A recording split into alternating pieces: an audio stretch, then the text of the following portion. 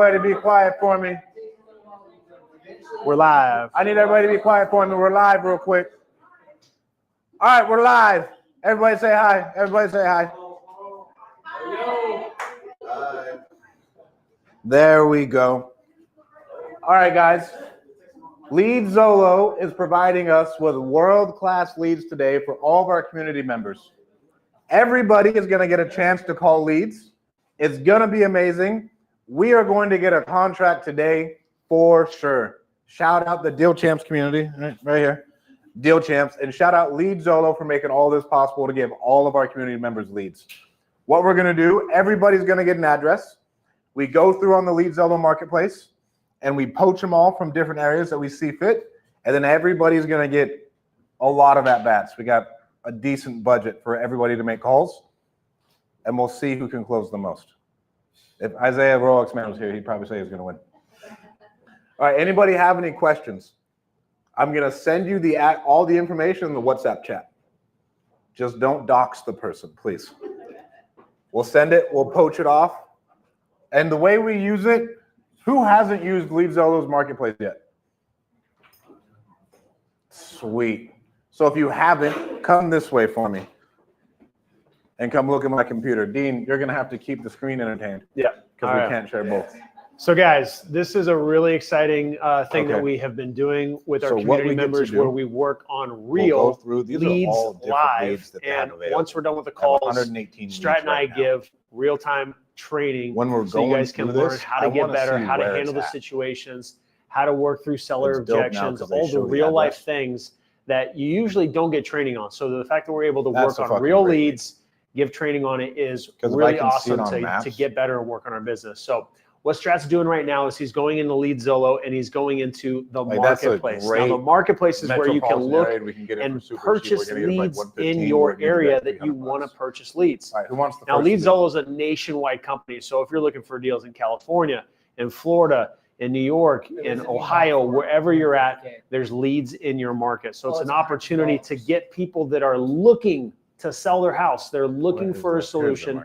They are searching for it online and they're coming straight to you and you can purchase those leads. That's what pay per lead leads are, PPL leads. Who wants the first lead? This is an opportunity for you guys to get an inside look on what that looks like and what it's like to actually call these sellers, have conversations, and we're going to give our training on it. So we're going to get a great inside look on what that looks like. See, we got a good amount of people that are live with us right now. If you're live with us, put in the chat where you're from. If you guys see something that you like or you want to learn more about, lead type, and then we can go comment throughout this process with us. We're going to take the camera, we're going to move it around to whoever gets a live lead, okay? So we're all going to be calling different leads at a time. When we get a live lead, we're going to get that inside look and see it firsthand what that call looks and sounds like, and you'll be able to follow along with us. So it's going to be a really great time. We're going to be doing this for probably the next hour or 2 hours, as long as we can get through there. We want to close deals today. So if we've got any closers with us right now, let us know what you got going on in your business. Let us know if you're wholesaling or you're flipping houses or if you're buying rentals. All of these leads will serve and help you from Lead Zolo to get those deals for your real estate business, all right? How are we doing, Strat Daddy? Oh, we'll help you, bro. We dishing out leads right now? We're dishing out leads. Tell them the first lead came in. Drip campaign, speed to lead is already firing. All right. All right. Her name is. So yeah, guys, the key on these leads is to get on them right away. When you've got a lead that comes in, you've got to call them right away. They call that speed to lead. We want to get on the phone with them as soon as possible because if you don't, someone else is probably going to talk to them. You'll be the first one to go. So, Stradoodle, you probably got to mute your mic because you're probably talking all throughout it too. Okay, let me see your mic. Put you on mute. I'll give that back to you. All right. So as you guys can see, we got a bunch of people congregating right here, getting some fresh leads. They're going to be calling them straight from their cell phone. And then whoever gets that lead, we're going to go live and get an inside look on that call, okay? We're I'm going to get on my Instagram and see what we got here. I'm texting with my partner about this storage deal. They're looking for $20 million, I guess, on it. Okay, so let me go over here to our chat, our live video. Send me the deal. It's only 20 million, dude. That's an easy deal. It's a layup. Send me the deal. I'm gonna come over here and check Instagram, see what we got. All right, Rich, your lead is in the chat. Let's check over here. Boom. Okay. All right, now we got this one in Highlands, Florida. All right, so we're getting set up now. We're getting people to start making calls. Got pen and paper? Pen and paper. Got a pen? I got it right now. Oh. What are you gonna do? I have a pen over here. Thanks.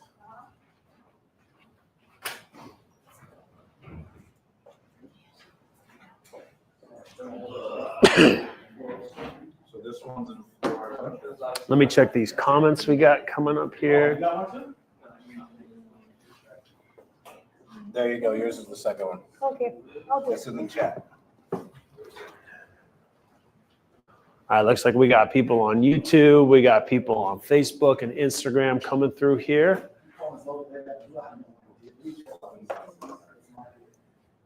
We're Saline, Arkansas. All right, we're dishing out these leads. Then we're going to be making these calls.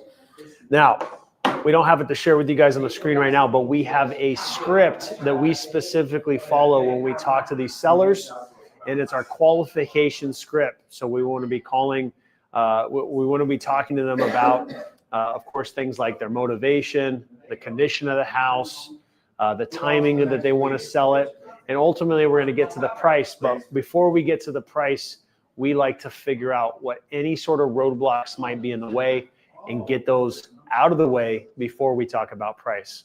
So you'll notice, especially those that are with us that are experienced, are going to be following that script and going through it. I'm going to bring it up on the screen and be talking about it right now with the team. Let me sneak by here. All right, so most recent one in the chat. What's the name on it? Her name is Shannon. Okay.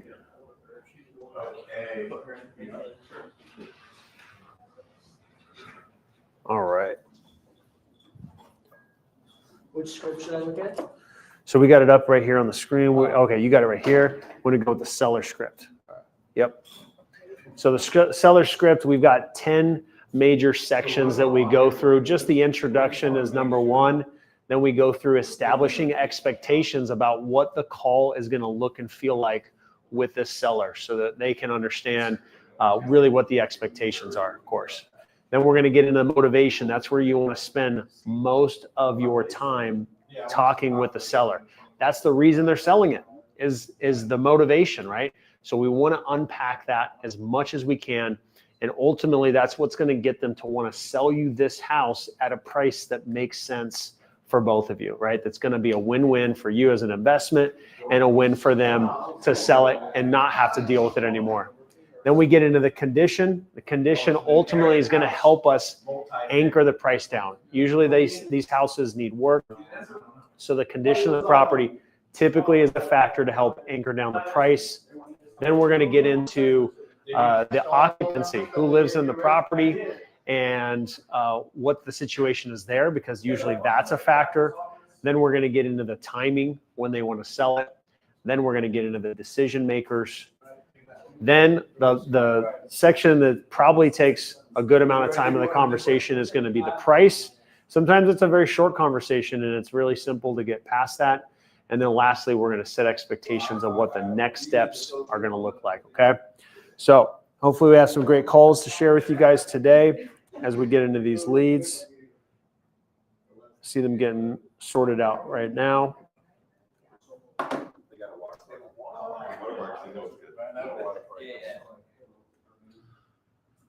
Let's go back over here.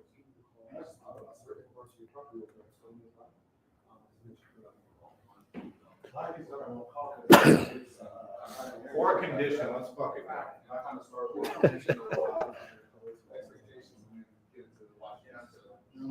Yeah, I get so much spam calls. I'm ready to get it going.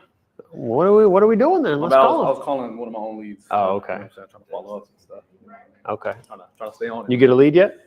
No. Oh, okay. You're still waiting. Yeah. Okay. All right, I'll take one. All right, you got one next?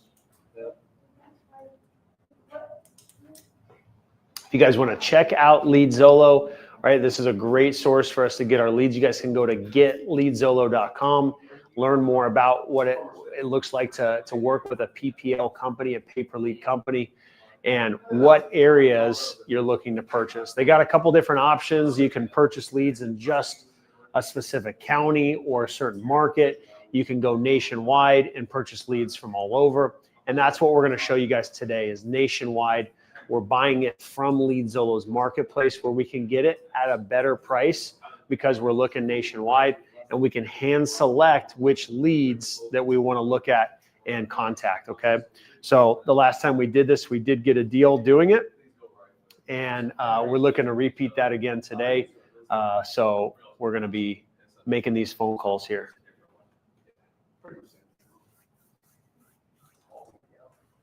All PPL. Here's one in Georgia. You're gonna take this. Dean, you gotta keep talking to fill the noise. That I got to keep going that long, huh? Yeah, you gotta keep. It's like an infomercial. It is like an infomercial. All right, what else should I talk about over here? Has no one got anybody on the phone? No one. I called all the numbers. I texted it to her. So I put the address in property rail. What am I looking for? Okay. Because they're upside down. I see how they have no equity. Okay. They purchased for 527, Mhm. right? Zero down. Like. And what's it? What's it say the property's worth? Estimated value 514. Where do you see that? Estimated value on the top left. Yep. Okay. So I'm looking at a lead here with Ashley, and this is the address. They just submitted it. They bought it in 2023. It looks like they did a refinance in 2024. Is there anything else? If you try to scroll down, there's probably nothing else, right? You can leave it on current owner. All right. So yeah, it looks like they got a loan for 528 in 2024, and they submitted in here. They are maybe interested in selling it. It looks like, obviously. Do we know what the reason was? Emergency reasons. Okay. So this happens. Someone just bought a house, have some emergency, whether it's health, they want to move out of the area, something like that. So in situations like this, where someone just bought the house, I would say the likeliness is that they probably have no equity, right? You even said that. And we're likely going to look for some sort of creative finance deal or something, unless they're willing to take a loss or do something. It's one of those things where there's very few options for them. Selling it at retail price, we're not looking to buy it at retail price. So on a situation like this, I would try to disqualify them early and ask them questions like, hey, I noticed you just bought the house. I mean, you know, it looks like you're wanting to sell. You have some emergency reasons. What's going on? We want to unpack what's going there. You just bought it. So, I mean, do you guys have a mortgage? You guys still have a mortgage on the property then, I'm assuming, right? Yep. Okay. Do you know what the balance is? Yes. Okay. Now we have some information that we already know, so we can anticipate what the answer is. Okay. So what were you hoping would happen here? Right? You own it. You know, you probably don't have any equity in it. What were you hoping would happen? Well, I don't know. I just want to sell it. Okay. I mean, even if you were to sell it on the market with an agent, you still got to pay those realtor fees and closing costs. I mean, you're going to be upside down. I mean, you aware of that? So I'm going to be curious about what they were hoping to happen. And maybe they just want to walk away from it, and they want to hand over the payments, and let someone take over the payments. Maybe they are willing and able to take a loss and come to the closing table with a loss. I mean, who knows? But chances are, the likeliness that this person is going to sell at a discount is very low, because they can't. right? So this is a good exercise to work on disqualifying and getting curious and figure out, like, is there anything we could do? It could be a very short call, or you could find out maybe there is something that could be done. But when they have very little to no equity, there's usually not a whole lot you can do besides have the house listed or take over payments and do a creative finance type of deal, you know, something like that. Got it. Okay. Yeah, give them a call and Thank you. see if we get them. Justin, did you get someone on the phone? Yeah, no, I might have the wrong contact. I'm not Okay, sure. okay, But I got the headphones, so. okay, you're locked in. Good start. Do they have other phone numbers? Because I keep calling this one number, but it goes like this Verizon number's not. Okay. So the other thing you could do, like you could jump on Property Radar and you could skip trace this person, see what other phone numbers they have. So just Property Radar skip trace that address or The address, yeah. Yeah, I'd put in the address, then it should pull up who the likely contact is, and then you can skip trace it right there within the lead.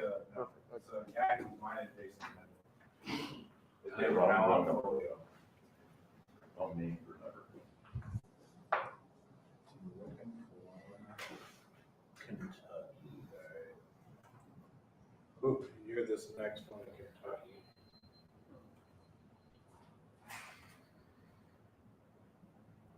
What was your name? All right, guys, so what's bound to happen when you're calling these leads is you're going to get some wrong numbers, right? People are entering this in, they're going to have human error, they're going to enter in the wrong phone number, whatever it is, you're going to get wrong numbers. So we have a tool that we like to use, Property Radar.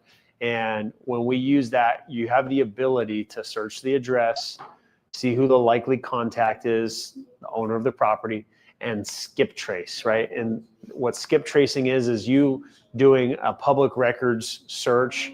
They're going to search on, phone carriers. They're going to search on credit bureaus and figure out what their most likely phone numbers are and rank those for you. That way you can attempt to call them through those numbers. So it's something that works very well. It's certainly not guaranteed because people are changing their numbers all the time, especially people that are, having problems and want to sell their house at a discount. It's more likely for them to be changing numbers more frequently. So it's an exercise you gotta work on, try to get a hold of these people. But skip tracing is key to be able to get these people on the phone. Okay, so sometimes even though they're filling out the forms and providing their information, it'll be wrong, or they'll key in the wrong number, and then you got to go skip trace, and we use Property Radar for that. And Lead Zolo gives you a refund. Okay, Strat Daddy said Lead Zolo will give you a refund if you've got the wrong contact information and you can't get a hold of them. So that's another benefit of working with a pay per lead company like Lead Zolo, who has a great refund policy. Rather than you having to figure out how to do all the ads yourself and going through all the struggle to do that. When you do it on your own, there's no refunds. You pay for the ads, you pay for the ads.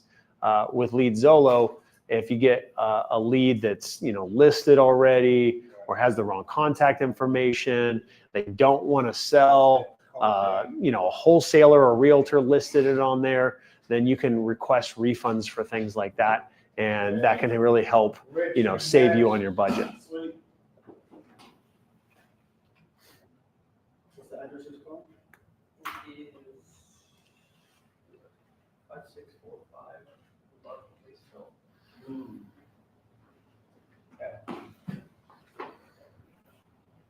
All right, so what we got going on is a lot of the members here are taking the addresses. They're doing a little bit of quick due diligence, right? If you have the ability to do some very quick due diligence, it gives you the ability to have, inside information when you're speaking with these sellers.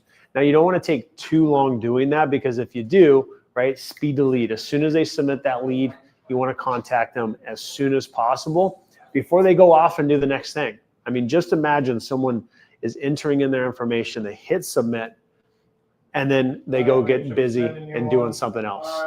If you don't catch them in that moment when they're ready to talk, you could miss your opportunity. And if you aren't following up really diligently, you could miss the opportunity altogether. and they go with the next person who they connect with. So we want to have that speed to lead, but getting a little bit of due diligence beforehand can really help you understand a little bit more about the property, how long they've owned it, different things like that. Oh, I was calling in regard to one of your properties on 6121. Yeah, I seen that you filled out one of our online forms about potentially selling. Is that still the case?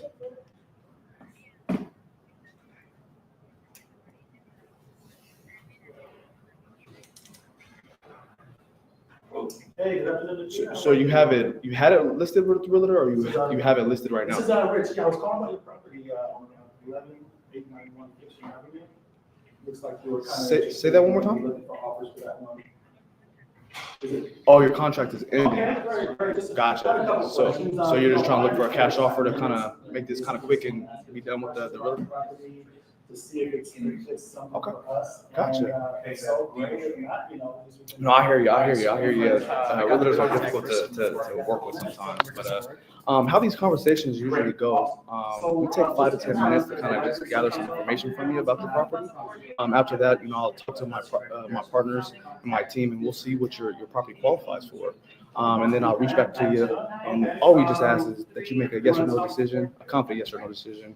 If it's something you want to move forward with, great. If not, that's perfectly fine too. But we're going to give it our best shot. How does that sound?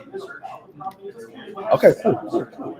Yeah, so I'm just curious, as I'm pulling up your property, what has you even wanting to sell as of right now? No, I was just asking what has you selling? It was an investment property. Did you rent it out, or did you have? Were you trying to flip it? Oh, you flipped it.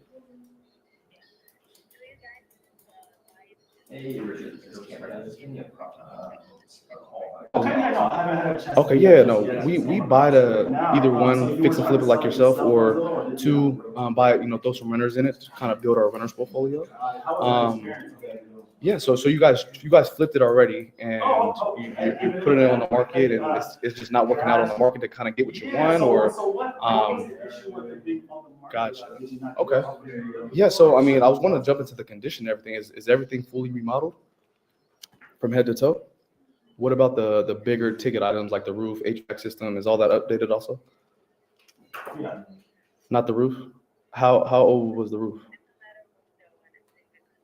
The roof is still in good condition.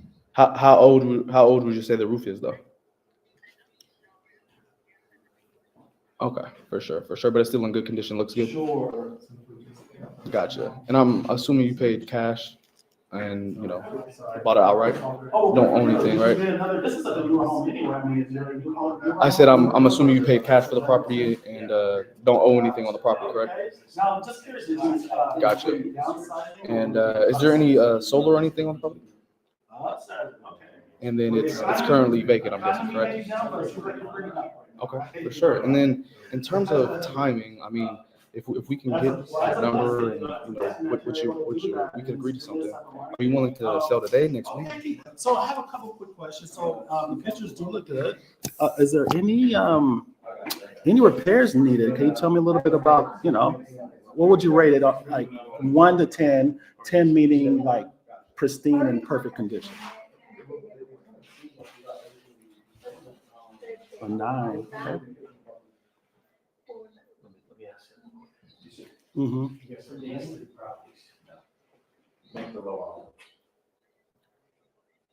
Sure. Yeah, just make the offer on whatever makes sense. Mm-hmm. That's typically what we'll do, is yours listed right now. Oh, 8, 9. Mm-hmm.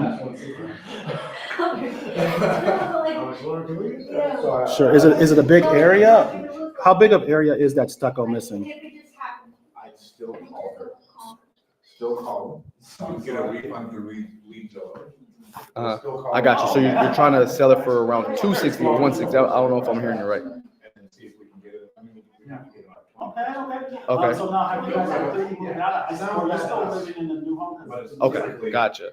Okay. What would be happy? Still living. Okay. I see some furniture inside. Alrighty. Well, I think I believe I have everything that I need. What I'm going to do now is take it back to my partners and see, like I said before, which properly qualifies in our book, and kind of reach it back and, we'll kind of discuss further.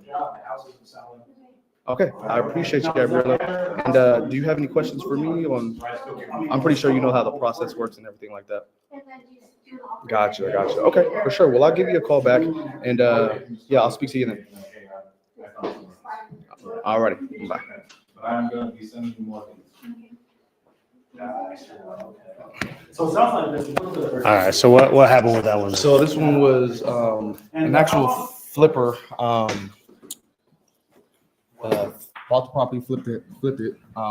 It's actually on the market, she said. I guess they're asking for too much. Were you able to look I it didn't up? even pull it up yet. Yeah, you had your phone going like this, so you probably weren't able to. Well, when she told me it was already flipped, I was like, okay. Yeah, you were kind of turned off from that right away. So she said it got appraised for 172. So this is what's interesting, okay? So let's break down what we got so far.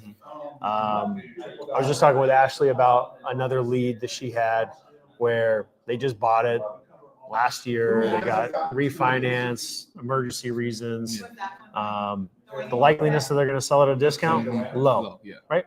And look, this is a numbers game. Yeah. Not every lead is going to be the perfect setup, but we still want to qualify them as best we can. So if someone says, hey, I remodeled the house, I did this and that, it's listed. Okay. Their motivation to sell at a discount that we need to make money is probably low because they want to make as much money as possible. And they're presumably knowledgeable about how to do that. But we still want to qualify them because I'm speaking with someone on another property where they own the house free and clear, and they're currently looking to sell it at a massive discount because they just want to liquidate it. So the right time, right place, it can still be a deal in these situations. So we don't want to just throw it away. We want to qualify it. So we're looking at the house right now. Okay. We can see that it is remodeled. Seems like they did a great job, very clean and everything like that. What was their motivation for reaching out and looking to sell? They basically said that they to a cash offer. Gave the realtor that they're listing it with a chance, and they're not performing. And she said, her words, she said, we gave them the chance. Their contract is ending soon. They had their chance. Now I'm looking for another option. Okay. Did you ask them why they think this might be a better option? I figured, and maybe I shouldn't trying to figure it out myself. But I was like, okay, I figured, they're not getting the price that they want, or they have it too high on the market, trying to pull out as much as money. Because she told me that it's listed at 175. She said she'll take 160. What was your reaction to that? I said, well, when she told me that she doesn't want to work with the realtor. Let's say the reaction to the ones they take 160. I really didn't give no tonality. Like I said, I didn't pull the property up. Probably should have did that. Just to, give some pushback on it. You know what I mean? To see how far she would really want to go. But like I said, once I heard that it was already flipped, I was like, oh. Okay. So let's kind of start from the beginning and talk about how to handle leads like this. Okay. These are going to happen, right? No matter what lead source, no matter what situation, you're going to come across leads like this. This is a deal in Florida, Pensacola, Florida. Looks like a solid house, right? They did a good job remodeling it. Now, in pretty much every conversation, we want to just be overly curious. State the obvious. We want to have a reaction to everything. We want to see what information we can get out of them and see if there's something there or not. And the sooner I can get as much information, I can be quick to disqualify and make sure there's nothing there, or to dig deeper and deeper to qualify, right? So just based on what you shared with me, the immediate questions that come to my mind is like, well, first off, I want to get eyeballs on the property, always. So the first step when I get an address, a new lead, even if I'm getting an inbound lead and I don't know the address yet, I want to look it up. So the fact we got the address, we got to look it up. We got to just know what are we even looking at here, right? And we would have seen it was listed. We would have gotten just that immediate intel on what we're facing from the start, right? And what it looks like. So we got this address. We know what it looks like. I want to address the fact that it's listed. They said that they aren't getting what they want from the realtor. Okay. I mean, you've got it listed on the market. That's the best buyer's list you got, right? I mean, how long have you had it listed? Right now, we can look all that stuff up, but we want to ask them So they can tell us. so they can tell us, and we can react to that. Okay. Now let's take a look at how long it has been listed. Let's go back to the listing here. We're looking at Zillow right now. We see it's been, they had a price cut, I think, back in August. So let's see how long this sucker's been listed. Okay, they said it was something they flipped. They listed it, so they bought it in April, okay, and they listed it in July.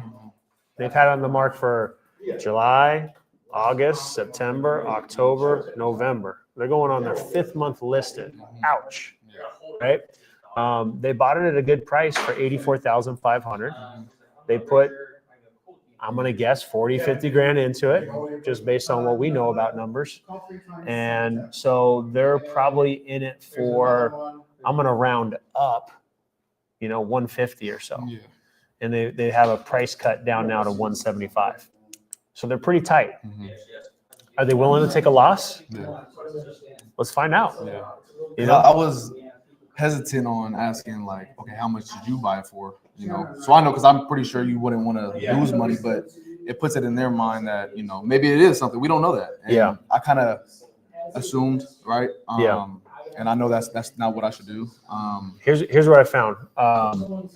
When you don't ask for permission and you just automatically assume you can ask any question, the more you become in control. And we want to control this conversation. And just by our curiosity and our questions and wanting to problem solve, we're going to ask more questions. We're going to ask better questions.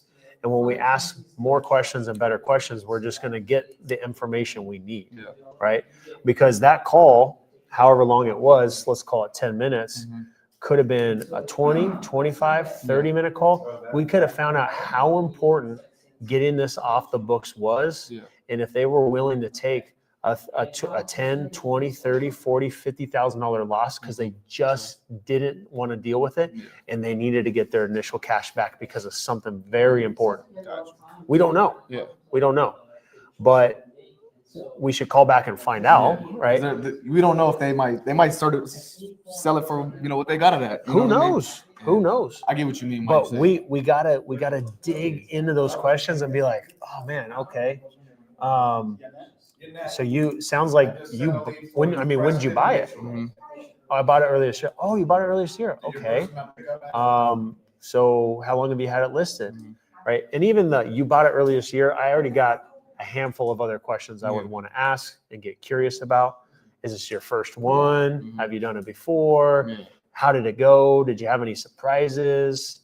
This is what I do for a living, build some rapport. Oh man, it is hard. And I can just go into stories and rapport building and trust and all these things, and then lead into, oh man, I feel you. The market's really tough right now. We have properties that we list that are just sitting there and taking a long time. Oh, this, that, and the other, and really lean into it. And now reinforcing the fact that they're feeling this pain. It sounds like at this point, you're just over it. The realtor, they tried. It's been on the market. All the retail buyers have seen it. What do you have it listed at now? 175. Okay. Still hasn't sold, huh? Okay. Well, what would you be willing to take for a cash offer? 160? 160? For a property that's worth I get it. You want to get as much as you can, but even if you sold it at full price with a realtor right now, you might walk away with 160. I get why you're asking that, but if I were to buy it for 160, turn around and put it on the market at 175 because it's fully remodeled, I would lose money. So, I mean, are you flexible? I mean, we can just start to go and work it and work it. We got to work it, right? Because who knows? He could say, there's no way, I can't lose. I'll sit on it for 10 years if I have to. Or, Zoe, I got to sell this. I'll sell it for $100,000. I got to sell it now because I need that $100,000 back. I need to do something with it. I'll take my loss, but God knows I need that $100,000. Could you do $100,000? We didn't ask, right? So even though this is a less likely, motivated, distressed seller that we're used to working with, we don't know. We got to ask, and we got to treat every lead as one that we need to qualify to the ends of the earth, and we're either disqualifying them or we're digging deeper and qualifying more. So like, what do you hear? Like when do you always, in a sense of like, okay, I'm gonna go back, or do you know right then and there, like this is not gonna work if we can't get to this price? Do you discuss that right then and there, or come back to it? I want to always be curious. So usually if a seller is very low motivation, and that's going to typically be represented in the fact that they want a very high price and they're not flexible and nothing's wrong with their property and they just want top dollar. Well, then, it's like, well, why'd you reach out in the first place? That's when we start to disqualify a little bit, a little harder, right? And it's like, oh, okay. It sounds like you really want to get as much as possible from this house. It sounds like you should probably list it. Do you want to do that? No, I don't want to do that. Okay, well, in order for you to get that price, you'd have to list it.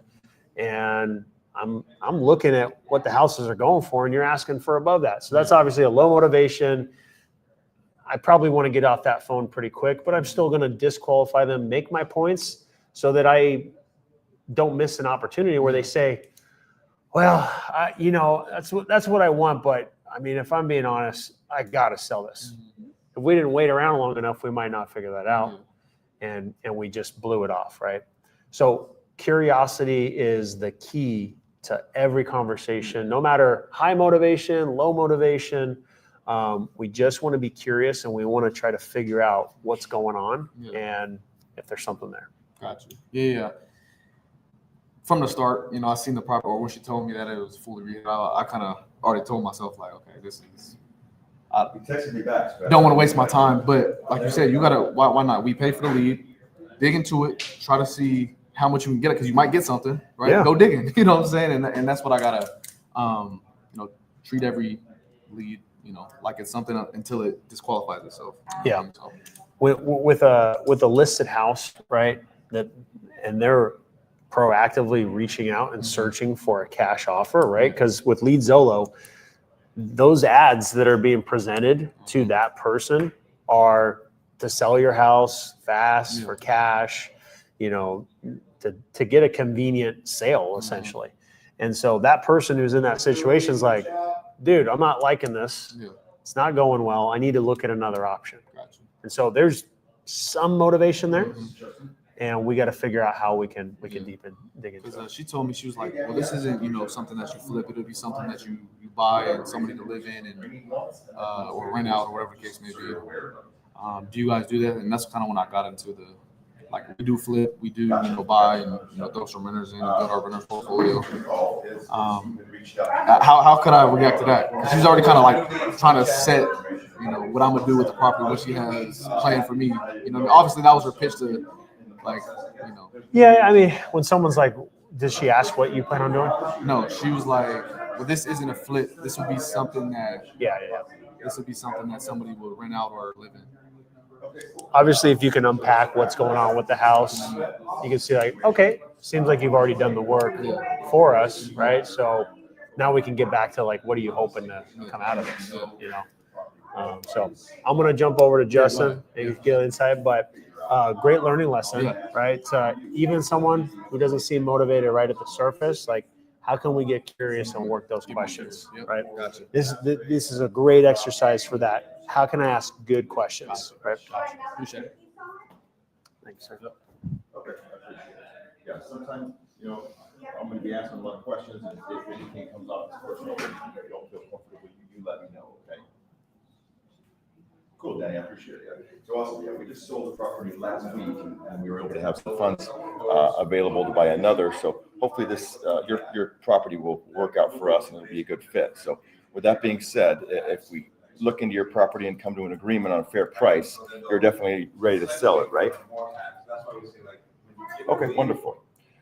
In my experience, most individuals are either moving towards something that they want to experience or away from something that they don't. What has you thinking about selling right now? Oh, it's just underwater. Could have been more digging of, Mhm. the really, Yeah. ooze. I heard it was flipped on turn it off. I'd want to see, like, okay. the last word from your dad that you heard was just sell the place. I just got sure. Mhm. Are you taking a So it's just you and your sister? Now you were left, this was two sisters, this was left to you in the will. Got it. And if you don't mind me asking, how long ago did your parents pass? You guys can hear, it sounds like an inherited situation. So if I call them back, just try to dig into how much you do. 5 months ago, that's pretty soon. It can't be easy to deal with, I feel for you. They bought it for like 85. Yeah, my condolences. Great empathy with And, that. and so with having to deal with all of that, what is, I mean, are there sticking points to where you kind of need to move forward with it now? Or is it just that, you've had enough of dealing with it and you're ready to get out of there?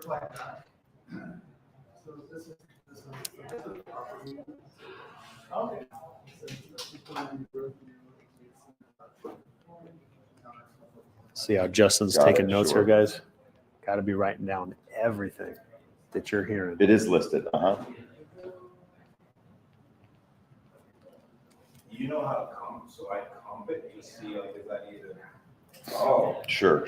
What is it listed at currently, if you know? Mhm. So are you having to take this whole load on? I mean, like you say, your sisters are kind of there, but you're all the way in Colorado and having to deal with all this. That can't be easy. Yeah, I'm sure, just trying to juggle it all, and everything you've got going on at home. And I'm sure it's not easy, but so are they? You say the one of your sisters is paying bills, so we're assuming electricity's still on, or is she paying the taxes? What?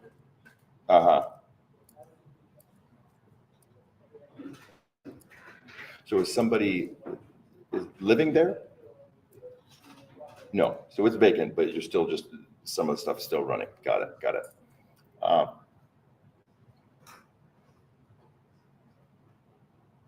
Okay, understood. So going back what you've told me, unfortunately, you had both of your parents pass within the last year, which can't be easy. And you're kind of trying to juggle all of the situation from Colorado while your sisters are in Oklahoma, right? And you say that how long has it been listed for?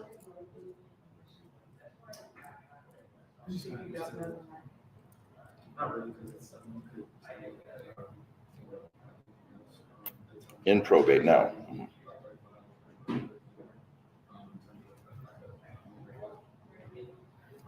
So it's really just.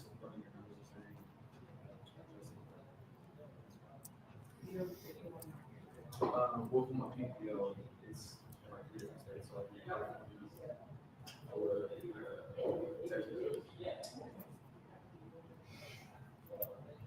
So after October 7th, you'd be able to put it up first.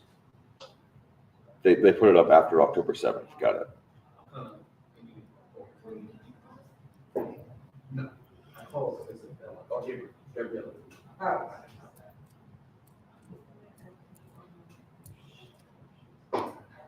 Mhm. Do you know how long you signed the listing agreement for?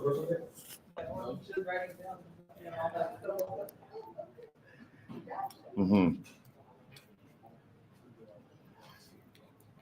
Well, I want to be open with you and let you know that with our situation, where we're coming from, we're investors in properties. So with it being listed on the multiple listing service or with the listing agent, it kind of undercuts what we would be trying to work with this situation. So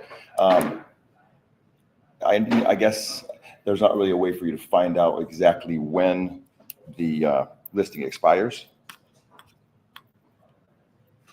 You're not sure. Yeah. Well, like I said, it's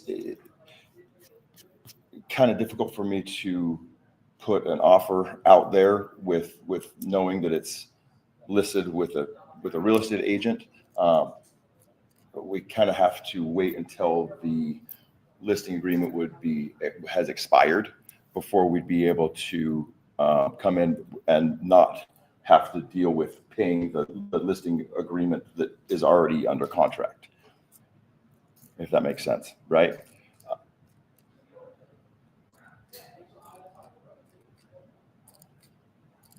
Right, been on Zillow. But I would imagine she signed a contract with someone saying that she was going to list the property with them for set amount of time. So if the property gets listed in that amount of time, then whoever listed it gets the money for it.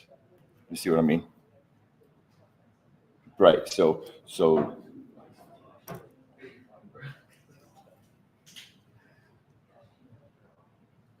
right, that's usually the case.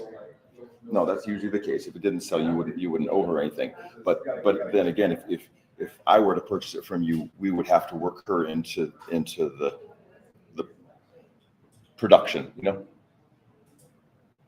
Exactly right. So we wouldn't be able to give you a cash offer because the situation that we'd be in, we would be able to pick up the place as is, offer a cash purchase amount, and then be able to have you just walk away from it without having to worry about it at all. But with it being listed with an agent, it handcuffs us a little bit. But I mean, I would love for you to not have to deal with any of this any longer, and be able to just have you be able to live your life in Colorado and have your sisters not have to pay any more of these bills or anything like that. But as of right now, with it being under contract, there's not a whole lot that I can, like I said, I'm a little bit handcuffed on it. But I do have your information here, and if you wouldn't mind jotting down my name and number, and I'll certainly be in touch. Yeah, this is the business line, is 818-456-1668. My name's Justin Paul David,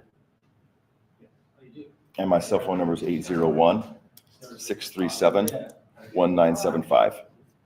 Oh, after she says yes, you say, well, I'm glad you called. I appreciate it, yeah. New lead.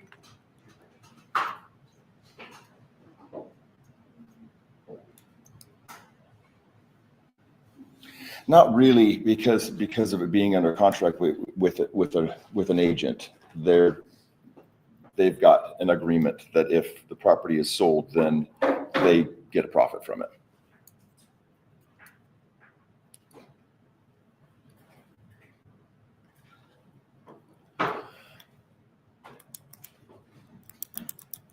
So if it is listed, we'll hopefully, for your sake, that it will just sell and then everybody gets paid and you get to move forward. But if not, then like I said, we can be in contact, and maybe we can work something out down the line. But I'll give you a call next week and see. I know you're on Do Not Disturb, so maybe I'll just shoot you a text, so that then you can call me if you're more comfortable with that. If you're usually on Do Not Disturb, that's probably the best route to go.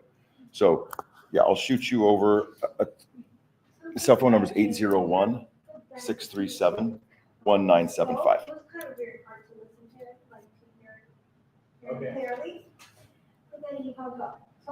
Correct, yep, and you've got the business line right here, we're on it, so you can write that down as well. Okay, great, Danny, well, I appreciate it, yeah, we will, we'll see, maybe they didn't sign for that long, or, yeah, anyway, we'll find out some more information down the line. You ask your sisters, see what it is that they filled out, and we can move on from there.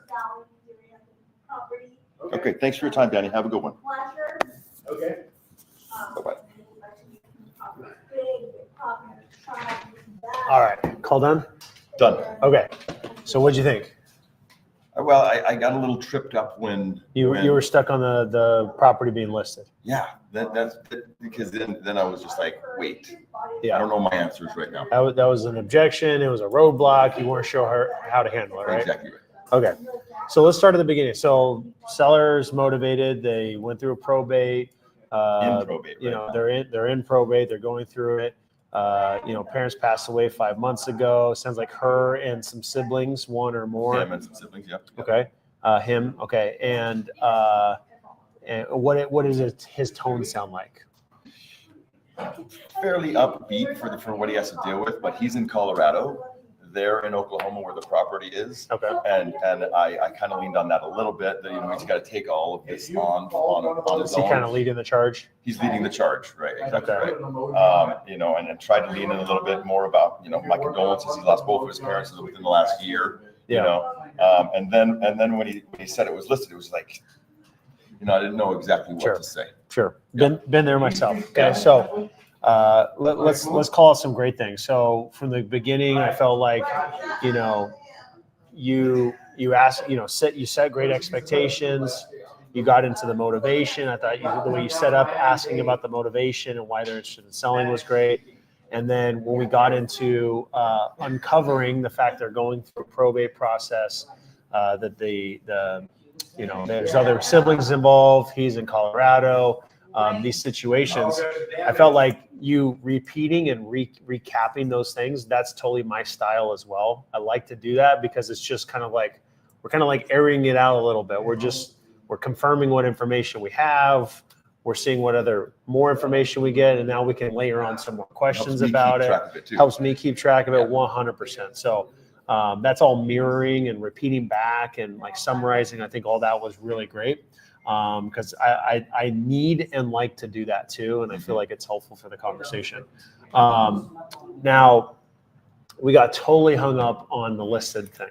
Okay. Yeah. Now, a couple things to just be aware of. When it's going through probate, that takes time, right? It takes time, and that is what it is. When the property is listed, whether it's in probate or not, that's just a potential, you know, obstacle we have to get through. It does not prevent the seller from selling it to you. Really? 100% does not prevent them. Okay. Does that listing agent need to get paid? Yeah, if they have a listing agreement. And assuming that listing agreement doesn't have any special language in there that says, oh, if you sell it yourself, then you don't have to pay me. The agent needs to be factored in, yes, but you need to get to the root cause of the motivation, right? We talked about that. We need to see how motivated they are, and then we need to get through the script, right? Just take that listed with a realtor thing, place it on the shelf. That's something we need to figure out. And keep going through. We need to keep going through the script. Okay. Yeah. We need to understand the condition of the property. See, it was my understanding that if it was listed, then we couldn't. It's just right now. It's just something to address. Okay. The only thing that would prevent you from making a deal right now is it needing to be finalized through probate. But if it's listed, it's listed, right? And assuming there was no probate, which there is, assuming there's no probate, if it's listed, I mean, it's even more ready to sell, you know, like they've gone through the effort to get it listed. So we need to treat this. They're paying the bills on the place. So that's another thing that's like adds motivation. So we just go through the script. So the next thing on the list here is condition. Yeah. Hey, you got yours scrolling the same way I like to. Yeah. I like it. You go through the condition, right? We understand the house. Now, oh, it's listed. Oh, okay. Let me pull that up real quick. Let me take a look and see what I can find about the house. Talk out loud. Tell them what you're doing out loud. Okay, 123 Main Street. All right, let me see. Jumping on Zillow. Jumping on Google. I'm On typing Google. in 123 Main Street. I personally like to look at Redfin. That's my preference. Zillow. Look at Zillow if you prefer Zillow. And just see where it's listed. So it's going to have all that's going to come through the MLS and get posted on Zillow and Redfin and all those things. So you'll see the listing. You'll see what pictures they have, the description, the price. And now I can have a reaction to that. Oh, okay. Looks like you got it listed for $200,000. Okay. I'm looking at the condition here. Oh, okay. Wow, the house is really nice. Ooh, okay. Yeah. It looks like, looks like the type of house we typically buy. Mom and dad lived in it because you don't want to insult them, right? Mom and dad lived in it a long time. They haven't done any updates to it in forever. And, someone like me would come in and remodel this house and make it, 2025 standards for a new family to move in. Yep, sounds great. And yeah, it needs everything. Or they may defend it and say, oh, it doesn't need anything. And we can work through that condition conversation. But the conversation needs to be aired out about the condition. Yeah, it's just stood me. It stuck you. I stuck you. I know. Where I was at, I was like fumbling for words at that point, Totally. Because like I said, I was misunderstanding Yeah. that if it's listed, it's a no-go. Like that was just in my head. So apparently that's good. It's great to know. Yep. It's a potential obstacle, right? Because that agent could be very opinionated. They could, be creating, a barrier. I'm trying to find my words here, but they could just be resistant to whatever your offer is, and they could be fighting against it. So maybe my misunderstanding was we're going to say there's no closing costs, but when it's listed, then those have to be covered. Those are going to have to be paid. Again, right? the scenario has changed. So because we know it's listed, they have a listing agreement. They've agreed to pay if the property sells a commission to that listing agent. Okay, you have it listed. All right, so you guys reached out to us. It looks like you're interested in a cash offer, though. Yeah, we are. Okay. Well, you have a listing agreement. So if we were to make a cash offer, are you aware that you'd still have to pay that realtor their commission? Yeah, that's fine. Okay, no problem. We've worked with realtors before. So it would be a whole separate thing. So we're coming in with this wholesale offer, and then they're going to have to pay the realtor the percentage of what our offer is. So technically, yes. So technically, a realtor, not to get too technical, but technically a realtor is going to want to do it their way, right? They're going to want to use their association of realtor contracts. They're going to want to use their escrow company. They're going to want to do their normal, checks and balances and process. And we're kind of coming in as the other alternative option of a, quick, seamless, convenient offer. So most likely at some point, communicating through the seller or directly to the agent, we're going to kind of have to say, hey, look, we're going to do it my way, right? Without being rude about it and trying to find a collaborative way to communicate this. You're going to get paid still. Yeah. But we're going to work it out at this Hey, I came to an agreement with Mr. and Mrs. Seller. We're aware of your listing agreement. They're totally on board with paying your commission. Of course, they're going to be curious. Well, what'd you agree on? They're going to have an opinion about it. Yeah. It may be positive. Because they're getting a percentage of, so they want the as high as Of possible. course, yeah. So there, it's just a new character in the game, right?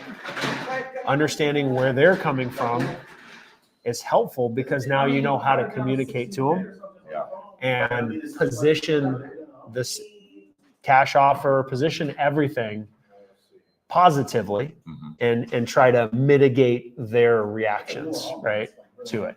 I mean, that's the mastery of being able to kind of understand what's going on and position information to this other person. It's right? great. It opens the door instead of what I thought was closing a door. Yep. So that's great. Yeah. And let's take it to another extreme just to throw this in. Let's say they had it listed and they had it pending for sale. The door's shutting, but maybe they know that the buyer might not perform, or they just heard the buyer's, having second guesses and going to back out. And now now we step in and potentially that next backup buyer, right? So just to throw another scenario out there, but yeah, we want to work Make it that through script. regardless. Yeah. And just as we just spent a couple minutes talking about the realtor and how to handle that, we would want to communicate that with the seller so that they're aware, right? Just had this conversation with Alonzo. We don't want to make assumptions of what they know, what they don't know. We just want to talk in simple terms and just kind of share everything out loud and kind of navigate the situation, right? So that would be, like you said, with a cash offer, keeping in mind that you do have this agreement with this listing agent. So that would be separate from or in addition to? Yes, the way that logistically works, okay, is, and again, let me take a step back. How we communicate and position this is everything, right? Because if you're like, just the words that you use and the way you use it right now makes it sound like a negative connotation. Mm-hmm. So we got our cash offer, but you're still going to have to pay your realtor fees, right? As opposed to, okay, we work with realtors all the time. It's no problem, right? If you and I come to an agreement, I know your agent's been probably working hard to get your property out there. And I know it's going through probate, so it's not even able to sell yet.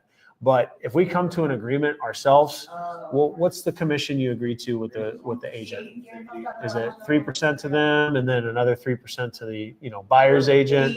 Okay, so 6% in total. Well, good news is because there is no buyer's agent, I'm just buying it directly from you. You can save half the commission. You only got to pay one side of it. Yeah.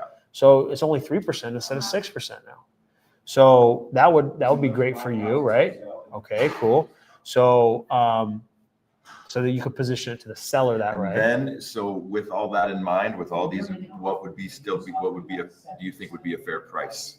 I'd be asking this question. Sure. Yeah, just Sure. like that. Yeah. But again, going all through this in the script, all of this is leading up to understanding the condition, who's in the house, their situation. Right. I don't care about the way you kind of preface that question.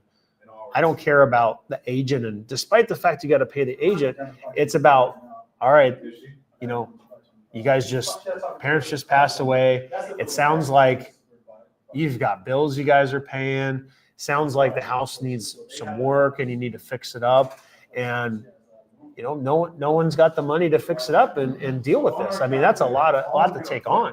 And usually when someone passes away, the parents, they want the kids to sell it, right? That's something that they're passing. The last thing his dad said was, "I want you to sell the place." Yeah. Last thing his dad said is, "I want you to sell it." So those are all words that you just like put a stamp on it, right? And your dad even said his last words is he wants you guys to sell it. So, based on all that, what do you feel is a fair price for the house? So all of that is just, all the conversation we have is getting to ultimate question, which is what is the price? And we recap and rephrase and re-summarize everything leading up to that question, right? And how we position information, how we ask the question, our level of curiosity. You almost said, when you said you have it listed, if you don't mind me asking, what's it listed for? You almost said that. Uh-huh. I caught you almost saying that. Yeah. There's no permission asking. Uh-huh. We're, and this isn't in an arrogant way, but we are the authority in the conversation. And because we're authentically curious and we want to help them, we need to know everything. We have to know everything, because how else are we going to help them best? Right. If we authentically are curious and genuinely wanting to help them, every question, I mean, I could get silly right now and say some weird questions, but we want to ask Don't them. ask permission to ask questions. No permission. Yeah. No permission. Yeah. You even said at the beginning, I'm going to ask you some personal questions, right? Yep. So that right there is getting permission to ask no permission. Right. Yep. Right? To have no permission. So that's why that's in the script, right? So yeah, this to me seems This can like still happen. I set up 100%. We got a pretty good rapport going. He got my numbers down, make sure. He blocks, screens a lot of calls. So I'll text him first, and then he'll Okay. call me back, I heard you whatever. talk about the do not disturb. And so, Here's what I would say, Justin. So the key on this to determine if there's a deal here or not is not for you to go run numbers and make an offer. We need to get back on the phone and we need to figure out how important them selling this is and what that means to them. Now, their dad's last words was, "I want you to sell it," but is by them selling it mean anything to them emotionally? Yeah. Does it mean anything They to grew up in them this house. financially? Yeah. We want to go deep into emotionally. What does this mean? Financially, what does this Divvy mean? this money up and be able to have some money to put away. What does that mean for them? Yeah, exactly. Do they have enough money that this money means nothing? That could go one of two ways. That means I don't need to sell it for top dollar and I just want convenience, or I want to squeeze every dollar out because I'm financially savvy and I want to squeeze every penny out. It could go one of both ways. The opposite is true. They really need this money and they need it fast. That could go one of two ways. They need every single dollar, or they need it fast and convenient and reliable. And they're willing to sell. I mean, just how much can I get? About how he's in Colorado, they're in Oklahoma, so he's having to deal with all this from far away. So that's a bit of it, right? Digging in, but I like the in-depth, right? Like, and We got to go deep. yeah, getting these in instead of trying to guess at what these, how they're feeling, knowing how they're feeling. That's the key. By asking If we're guessing, we're making assumptions. There's just so many puzzle pieces that are missing. And it just comes down to what's our offer. What's our offer? If we don't get all of that key information of really what's going on, how important it is, what this means for them, and problem solve them on the phone, how it's going to come together, and then I'm just a number, and then you're just a number. Every other number that they're out there looking. Then you're just a number. Yeah.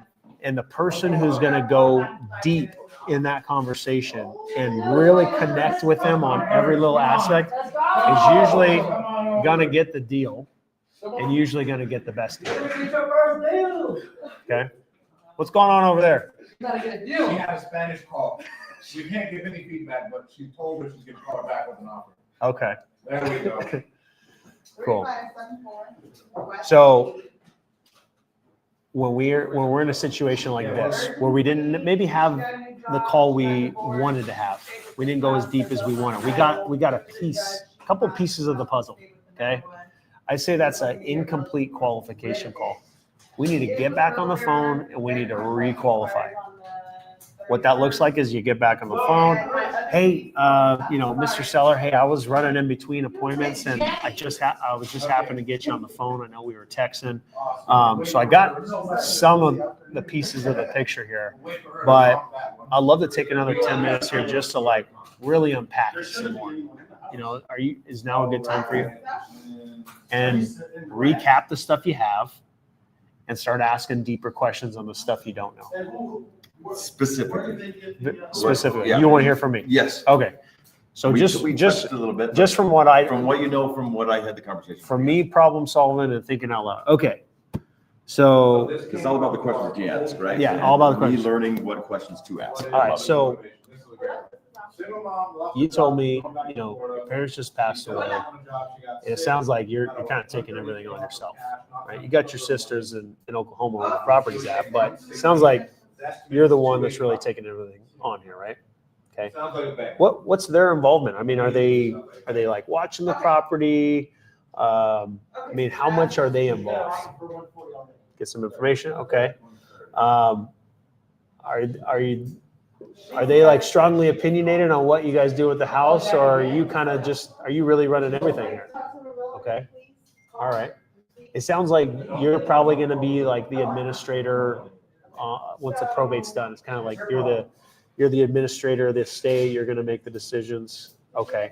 Are they kind of following your lead here, and like whatever you say goes? Like at the end of the call, if you and I come to an agreement, are they going to be on board, or are you guys gonna huddle and everybody's got to weigh in here? Now that might not be the very first thing I need to talk about, but it's something I need to really unpack, right? I know I was really kind of hammering down from him being the decision maker, but the other questions I want to ask is, okay, so you guys have been going through this probate process. I mean, what does that process look like so far? How long have you guys been doing it? I mean, do you have an attorney you guys are working with and you're paying them? Okay, and have they been pretty good? When do they say they think it's going to be done? I want to get the timing of things. Everybody make sure you tag your leads if you called it. Okay, got it. I want to find out more about the condition of the house. I really need to know the condition of the house. So I'm going to type in the address beforehand since it's listed. I'm going to look at it. And when it comes to the script right here that we're looking at together, all right, so hey, I was able to take some time. I looked at, the property online, and I can see what the condition of the house is. Now I can just start to like name some, actually, why don't we pull up the address so we can see? Yeah. Why don't we type it in real quick? How much would she take cash, Ashley? She kind of went down twice during the call. So she Zillow? started at like 475. Just go to She Google. went Just go to Google, like, type I in, listed it for see what comes in there. 464, But I'm willing to take. Oh, leave your script and up here and go to a then new I think new she tab here. like 460 or 450, 460. Just type in the address. Yeah, just She type in goes the address. 347 is what she said. It's been on the market for 100. Anytime I get an address, it's a new lead, or I had a lead from Lead Zolo, and I want to type it in. I just want to see what's on Google. While you're on the Can call, I try to come up with a While call I'm on the number call. and Yeah. then let's see if it compares to yours? that I need to Sure, work if you guys into. want to come over here, you know. how to And I want to describe the house. I want to talk to them about the house and what I'm seeing out loud. Sure, yeah, absolutely. All right, I'm looking at the house right here. I just typed it in. I can see. I'm looking at the satellite view, and so go ahead and click on the street view right here.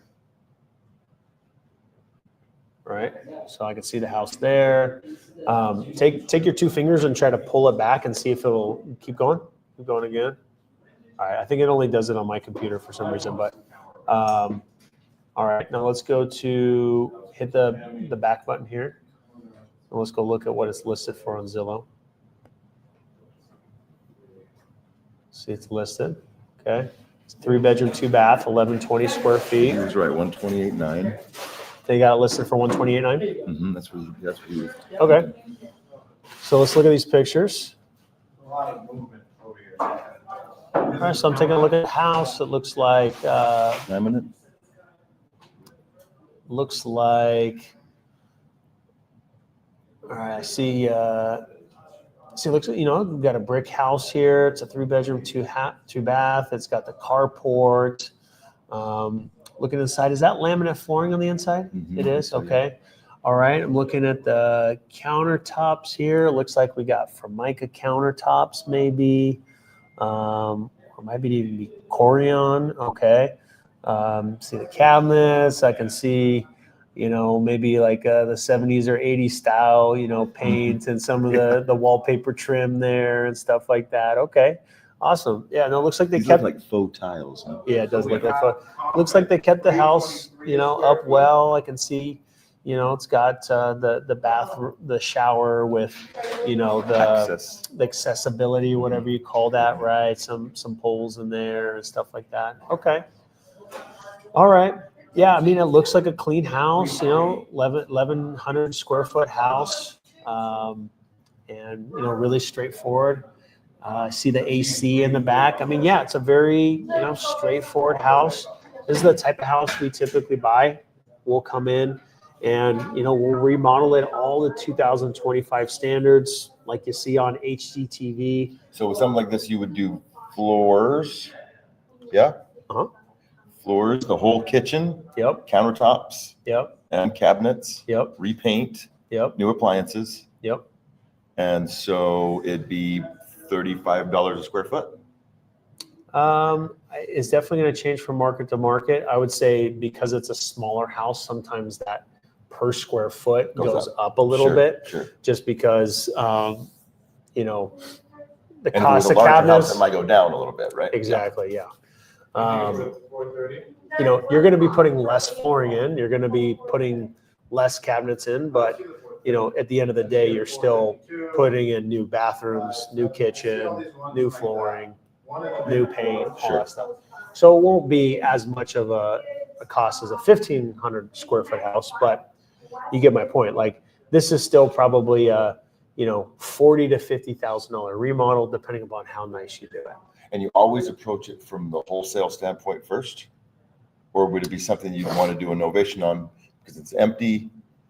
there's assumedly high, or do you always approach it from the wholesale first? I always approach it from the cash offer standpoint. Yeah. And then my exit strategy as a cash offer, more times than not, is going to be to wholesale it, right? Because I'm looking for that quick cash conversion cycle. I'm then going to evaluate it as a What's the flip. difference between wholesale and cash? That's why I preface it with cash.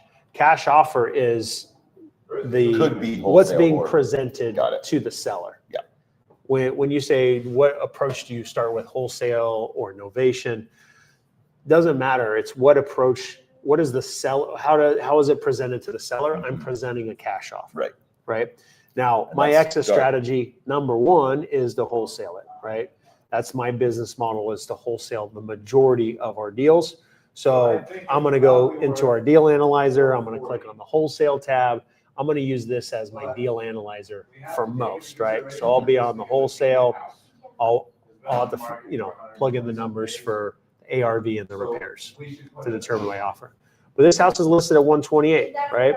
So without me having an opinion or having an ARV and having my numbers perfect, I can explore how flexible this seller is without knowing any of my numbers by just asking good questions, right?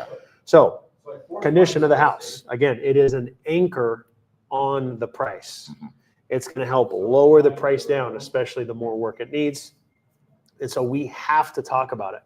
We got to talk about what's going on. We have to talk about the fact we're going to remodel it all and get them to acknowledge that, right?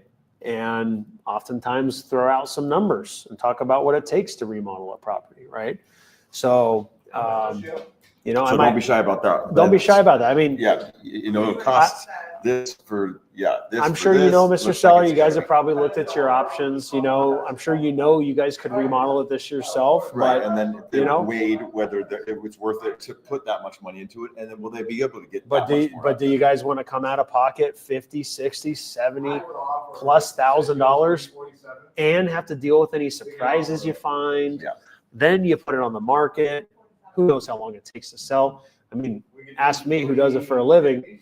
It's a whole thing, there's risk and reward. And right now the market's really tough. It's really tough. We got to be really careful right now, Mr. Seller, because I was just talking with a seller today who had their house listed also, and it's been on the market for 5 months, and their house is fully remodeled. And they're coming to us asking for a cash offer. And they bought it cash, remodeled it, been lowering the price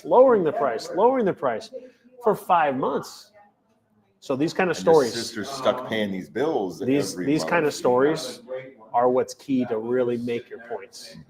Instead of me saying, hey, the market's really tough, you need to sell it to me at a discount, right? These stories are what make Huge. the Asking conversation. the right questions to Yeah. then be able to come up with the right responses. Yeah, And rather than saying, hey, I'm a really great buyer, I can close really fast, I don't need to say any of that stuff. Where I build the trust, the rapport, the credibility is through my confidence I give them with my questions, my curiosity, and my third-party stories that I tell, right? Personal stories, or if you don't have those personal stories yourself, they're third-party stories. Did I just speak with a seller today? No. For those watching the live stream, Yolonzo just had that call with the seller, and they had their house listed. So I told it as if it was my own story, but it's a third-party story that's real and true. And so I just told it to you role playing. Yeah. Right. Yeah. That's what that conversation needs to look like when it comes to the price. The seller's either going to lean into the fact that, yes, it costs that much, or they're going to push back. Right. And that's now a new objection I need to overcome and work through. And, oh, it doesn't need that much. Oh, I mean, you got it listed as it is. I mean, it could sell based on the way it is, but what we're seeing right now is if the house is not fully remodeled, and even if it is fully remodeled, it just is taking a lot longer to sell. I mean, truly, it's a really tough market right now. So it looks like your parents kept the house up really nice. I mean, it's really clean. And someone could move into it right now. You're not wrong, Mr. Seller. But in order to sell the house for top dollar and to sell it as quickly as possible, we know we have to remodel it. We have to. Right, well, and then it's key too that you got on here and have this to look at. So I guess Yeah. piecing that into exactly when in my script I'm going to be finding these, get the address pulled up so that I have this information. So let's at hand, take that a little further. And in most situations, the house won't be listed, and you won't have all the pictures of the house. Right. So let's say you are. See if I can get back to where I want to go. Let's say you're just looking. You type it into Google, the address, and you go to the Google Street View. You can make a lot of assumptions looking at this house. All right, I'm looking at the house. Looks like a brick house. It says it's a 3-bedroom, 2-bath. I would see that on Zillow. I see you got the carport here. Okay. I mean, has the house been remodeled in the past 5 years? And through the script and the way the questions are designed is to really get a feel for what it looks like. Without having to see it. Without having to see it. And you see enough houses, you ask the right questions, you can understand enough. Okay.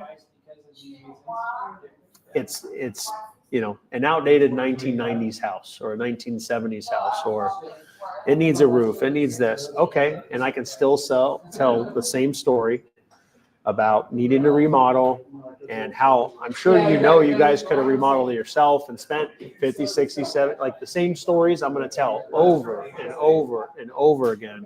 And I'm going to get reactions, and I'm going to learn how to react to those reactions, right? And through repetition It's the practice repetition. of it, man, and it's key too that just to have that story or have stories, even if they haven't happened to me, because they haven't, Yeah. But to have that bank of things to be able to pull from, which all again just comes from practice and repetition. Yeah, So, you heard me say, and these are again the total on repeat type of setup for questions or a new topic in the conversation, like condition. Okay, I'm looking at the house right here. Okay, I mean, this looks like the typical type of house that we buy. Say that over and over again, because I'm creating familiarity. I'm creating the credibility that hey, we buy houses. This is what we do. We're used to seeing this type of house. And instead of saying like, oh, this house is outdated. Yeah. This looks like the typical type of house that we buy. And then I reiterate the point that we go in and we remodel all of it. I'm just planting all of these seeds and creating an opportunity to have conversation around the fact that we're going to remodel everything. No, it doesn't need to be remodeled. Oh, I understand. Now it's an objection I got to handle and say how you totally could sell it like this, but it's going to take longer to sell. It's going to sell for less. In order for us to buy it, give you a fair offer, we have to increase the value. We have to, because right now the market's so tough. In order to sell it as quick as possible for top dollar, it has to be remodeled. And again, the same story I'm just repeating and repeating. So, and they're either going to lean into it, or you could get pushed back all the way the whole time, right? And you're dealing with someone that's a little bit just more difficult. Most people that are motivated are not going to push back at all or too much, right? And if they do, it's just opportunities to get past that objection and bridge that gap and really now, all right, we're on the same page. Now let's move forward, And you don't know how you're going to respond to that until you live it, right? Until you live it. And then once you do it and you live it and live it, now you know how to handle it, right? Exactly right. Next time a property is listed with a realtor. Exactly what we're doing right now, many times. So Next time you have a property listed with a realtor, oh, okay. How's that been going? What are they saying, right? Now we can bring their opinions into it. Yeah. The realtor's been really on top of it. The realtor's been saying this. The realtor's been saying we need to drop the price. The realtor's been saying we need to find cash buyers. Or the realtor's been saying, oh, it's just the way the market is. Oh, the realtor's been saying we could sell it for more. Just be patient. The realtor's been saying nothing. I haven't been talking to him. I haven't even heard from him for a month. Oh, you haven't? There's so many different. Sure.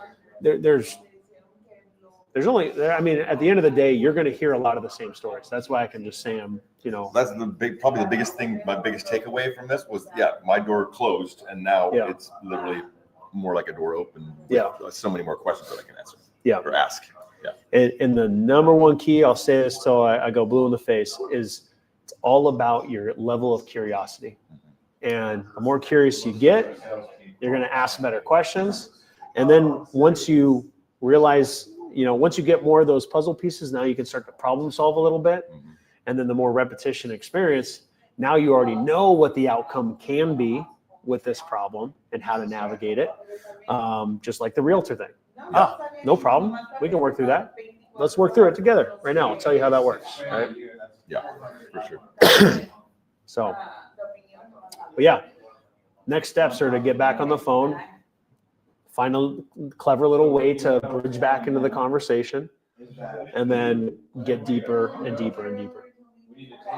Because there could be something there.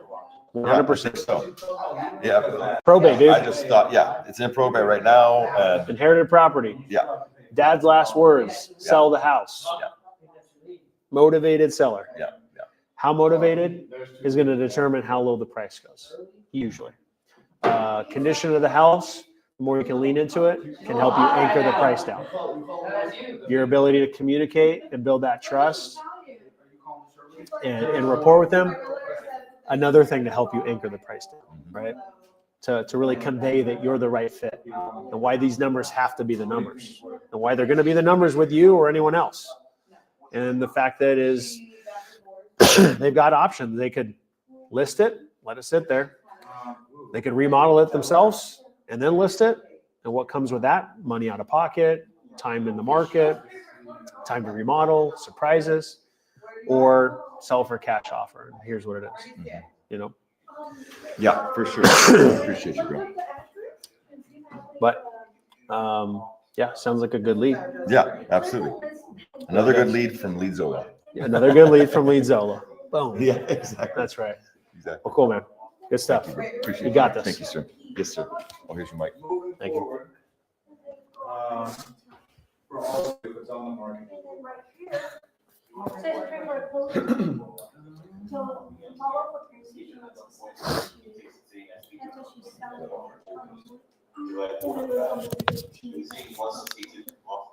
That was the first, so she's on 30 days from now, 1 month from now. How much do we want? That makes sense because she's like, I want to be out of my job. You didn't have to just careful. But what did it get you guys offered? 350. Right? Where do you? I just subtracted from here. Hey, I subtracted it from here. I'm good The on this. estimated value Yeah. or the purchase? The estimated, because that's how you know, estimated value and then equity. Because that's what supposedly, probably is that much equity. He said he would consider So that's, 400. it's an estimated, they part. I did, yes. Got it. On the Okay. office day, I saw it, and so yeah, those are the. Thank you. Yeah, so I'll get you the contract. Okay, so.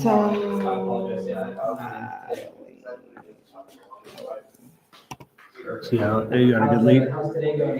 Yes, I think. Spanish speaker, you said? Yes. Okay. What's the next steps? I'm going to add her to my recently to follow up with her. Okay. She's pretty much told me no because it's too low of an offer. Okay, you ended up making the offer. I did, Okay. yes. What kind of no was it? What kind of what? What kind of no was it?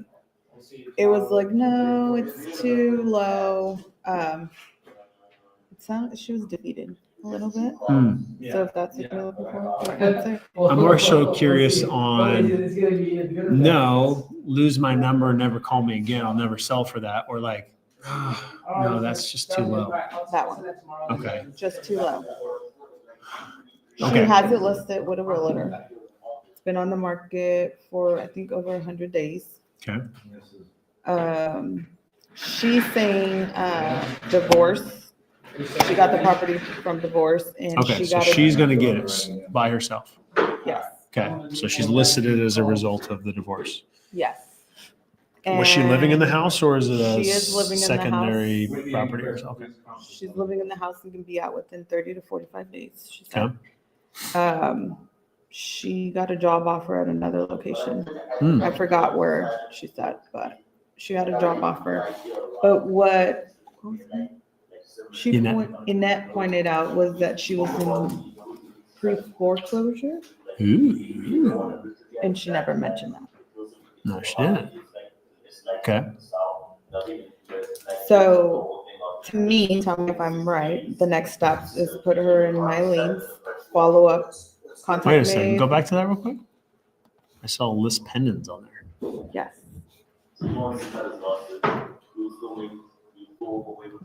Okay.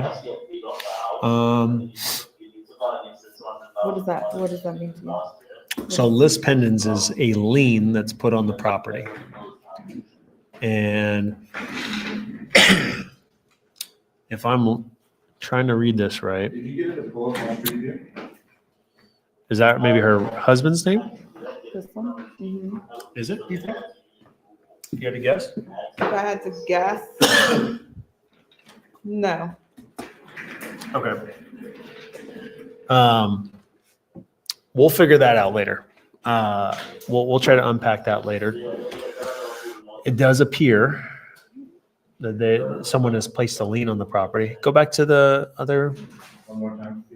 other things that are on here. Okay, so there's the list pendants, loan. Okay, so what I'm seeing right here for everybody watching and trying to catch up, we're looking at property radar. We're looking at the property. It's in Florida, and I can see that this property was purchased in 2023 for $470, and it was purchased by this guy's name. So when I looked at that document, it has his name on it.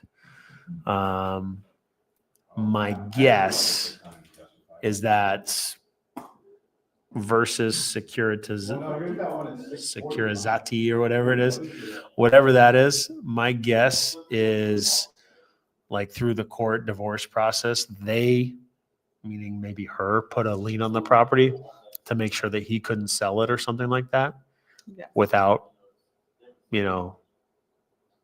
doing it the right way. I wonder if those ages are correct. But anyways, I'm like, oh, curious. Oh. What's the story here? But Cougar. Cougar. Just kidding. Yeah. Anyways, so yeah. So anyways, we're looking at a list pendants. That is what it is. What was your offer to her? $350. $350. Okay. The loan was back in 2023. And so the loan was for about $352. So it's probably not much lower than that. She probably wouldn't walk away with hardly anything. It's probably why her reaction sounded defeated. So what I'm taking away from this is we want to have as much conversation with the seller about the situation with the divorce, the situation with, what's owed on the property. That comes up in the script under condition is what's owed on the property. Let's go back to the price. We gave her an offer of $350. Oh, that's too low. Too low. Okay.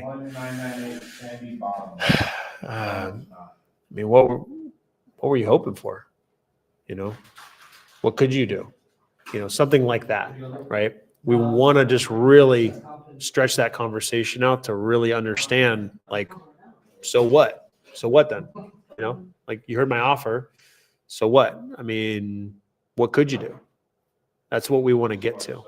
Was there any of that conversation? There was. Okay. The lowest she said she'll go was $460. And I think $460. that's because she has it listed on the market as $464. $464? Okay. What was your reaction to that? Oh, no reaction. No reaction? You just said okay? And I said, what's wrong with your realtor? Oh, my reaction to that was, why are you choosing to go this route instead of your realtor? Yeah. And she Great question. said, I've had it listed. I'm doing my due diligence. I'm trying to get it sold right away. And that's where I got the sense of urgency. Okay. She knew her numbers. She knew her area. She knew her market. So she just kind of wanted to get to the point. Sure. Right. So. Okay, so we've seen this situation several times today. You're gonna see it time and time again. This is a seller has their property listed, they know their numbers, have it listed for 464, the lowest they'll take is 460. It's just like, okay, Right. here we go. So usually that's when I'm trying to disqualify the person, and I say, hey, I totally get it. You sounds like you want to get as much as possible. I don't blame you. I don't know if you looked at the listing. I did. Okay. Is it remodeled? Is it? It's nice? move-in ready. It's nice. It is? Okay. They've had it listed for 100 days though, right? I think 120 something days. This is Was that a price cut of 6K? they've had it listed since Dude, if you can get it at 400, July. I say you go for it. Yeah. So this is just one of those tired stories I tell over and over again, and this will be the story till the end of time. Obviously, contextually, it'll change a little bit. Every scenario will be a little bit different, but you doing this while on the, did you do this while on the call? Like look at some of these houses? No, I didn't. Okay. It's not an easy muscle to build if it's really uncomfortable to do, but the more that you can look stuff up while on the phone and take the time and let the time happen to look, even if there's some little bit of silence or whatever it is, I like to talk out loud. So I'll be like, okay, oh, you have it listed. Oh, okay. Let me pull it up and look at that real quick. Okay, so let me type this in here, and I'm just gonna pretend like I'm taking the time to. Okay, so 123 Main Street in blah blah blah town, Florida. Enter. Okay. All right, I see it right here on Zillow. Okay, I'm clicking that. Okay, you've got it listed for 469. Okay, how long have you had it listed? All right, now I'm just gonna get really curious about the listing. How long has it been listed? How has that been going? What kind of offers have they had? Have they had any offers?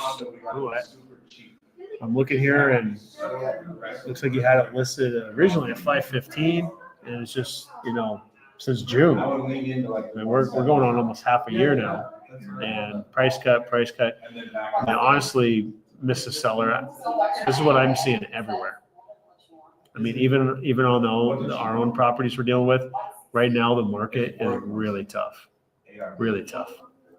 Unless you have your property priced very aggressively and your house is uniquely remodeled, nicer than everybody else's, everybody is sitting. I mean, let me go click and look around and see what other properties are listed. I mean, just in your neighborhood, I'm counting 1, 2, 3, 4, 5, 6, 7, 8, 9, 10 properties just in your neighborhood, 1 to 2 blocks away. 10 properties. 10 properties. And they're all priced around the same. The lowest one is priced at 445. Okay. And yeah. I mean, this is just the market right now, and especially in Florida right now, it's getting hit pretty hard, So essentially, you're planting seeds to get them to think, right? Yeah, I'm just airing out all of the thoughts that I'm having, and these are like super valuable conversation topics to have. Because I'm, like you said, I'm planting those seeds, and I'm going to fuel the doubt of 469. I mean, their lowest price they'll take is fucking 460. Give me a break, dude. Not only could they not walk away with 460 if they sold it at 469 with a realtor, the realtor fees alone are going to be 20 plus grand.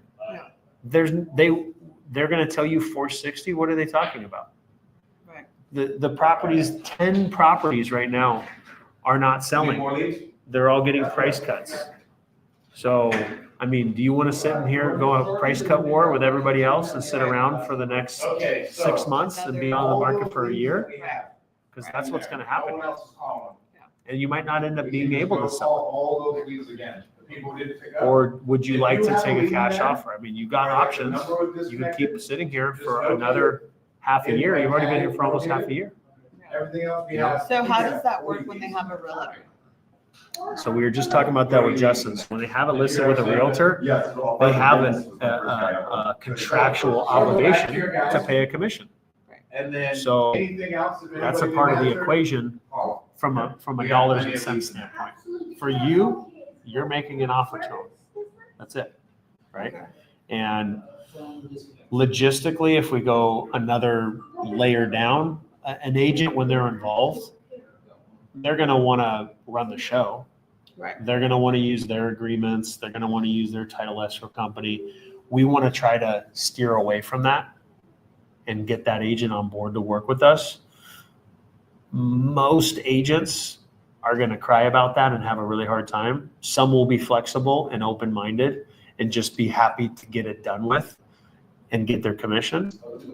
But that is potentially now a new character in the game that you now have to influence and, and get them on board with the price you've offered, the terms of your offer, and you may now have to negotiate a second time with the agent to get them on board with what you and the seller have agreed to. Got it. But at the end of the day, right, you want to always approach it positively. You want to help influence them and let them know, hey, your seller, your client really wants to get this done. I see 10 properties listed here. They don't want to deal with the price cut wars. They want to get this done. You're still going to get your commission. No one's cutting you out of this, and we can get this done, right? So when you said try to do it while you're on the call with them, are you going to Zillow or Property Rate? I go to Google first. Okay. I go to Google first because when you go to Google first and you type in 123 Main Street, the address, you don't know what you're going to find. What I mean by that is you're first going to see the street view, right? I like to see the street view. This one doesn't have a street view. That'll happen usually in more of those communities, right? Okay. Or if it's just not on the map yet. And I like to look at a map view, personally speaking, because usually I'm working in areas I'm familiar with. I want to know what other properties I've done in the area. And then I might see that it's listed. They didn't tell me it's listed yet. I might see that, it looks like there's a listing there. I click on it. It's not listed, but it's showing a prior listing from when they bought it 4 years ago, 5 years ago, 10 years ago, and there's pictures. Got it. Those pictures might show up on Zillow. Those pictures might show up on Realtor.com, on Redfin, you name it. So I don't want to miss out on the opportunity to get give myself an advantage in the conversation of getting more information up front. So I get the address, right? I might write it down. I might be in Resimply typing it out, or I might just type it straight into Google and take your time through it. Just Literally say, okay, let me pull this up real quick. All right, 123 Main Street, say it out loud, a little quieter so they can kind of hear you thinking. All right. I like to look at the street view and say okay, it looks like it's this type of house. All right, I'm looking at the right house. Looks like it's a 3-bedroom, 2-bath, 1,422 square feet. I'll confirm some of the facts. Looks like it's listed. Okay. All right. How long have you had it listed? Now I can start to get into that a little bit, right? Because the fact that it's listed, I'm no longer going to open it up with what has you thinking about selling. Right. Clearly, they want to sell it, and it's even listed. So now I can get into the, how long have you had it listed? Have you got any offers? Now I can get into that. Well, what made you reach out to us? And now I'm trying to differentiate, why do they want a cash offer versus a listing, right? So, yes, I think it's very critical to being effective on the call, in the conversation, by looking up the address. And it doesn't have to be at the beginning. It's ideal. But again, a deal that I closed last week that I took from the seller, I was feeding my daughter lunch at the table, so I wasn't in front of my computer.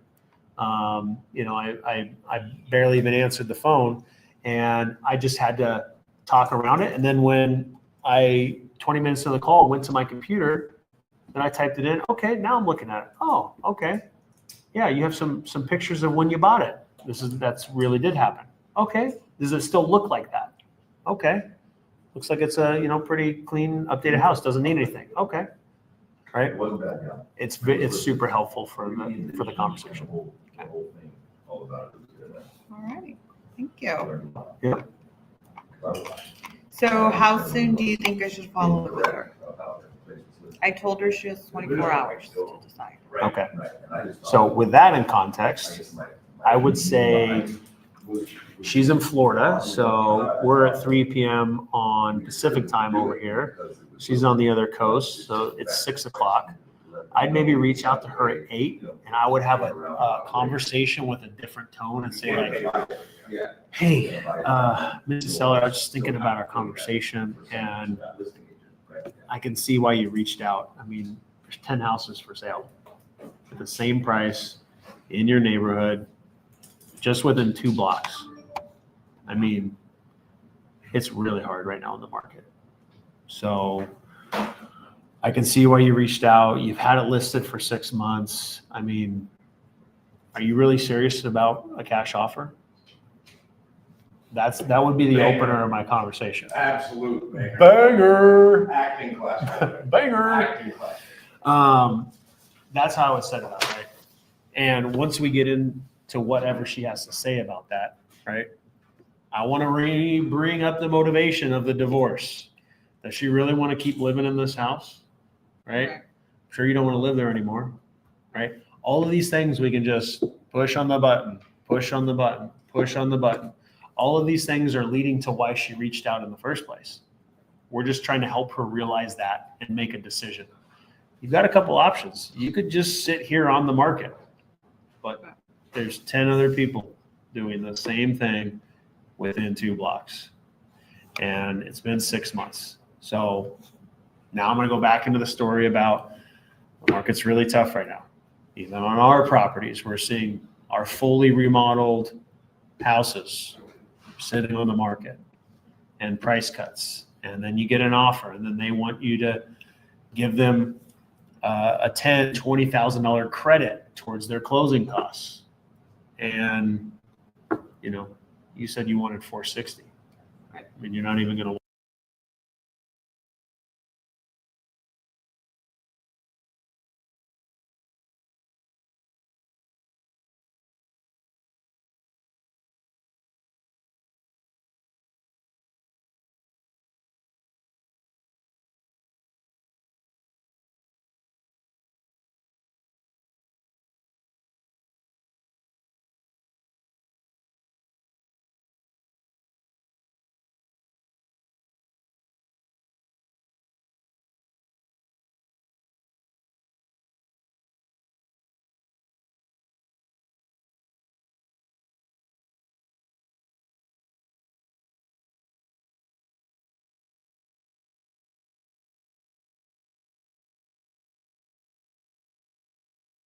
I think camera's back. The audio should have been rolling. It might not have actually. It might have dropped also.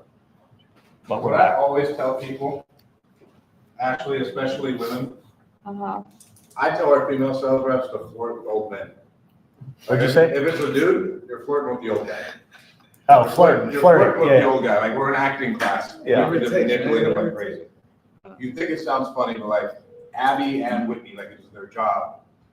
No, Be men are playful. dumb. I know. Yeah. Yeah. Men are very- They always don't think with Yeah. the right head. I think with the wrong head. 2 heads and they choose the wrong one every time. Yeah.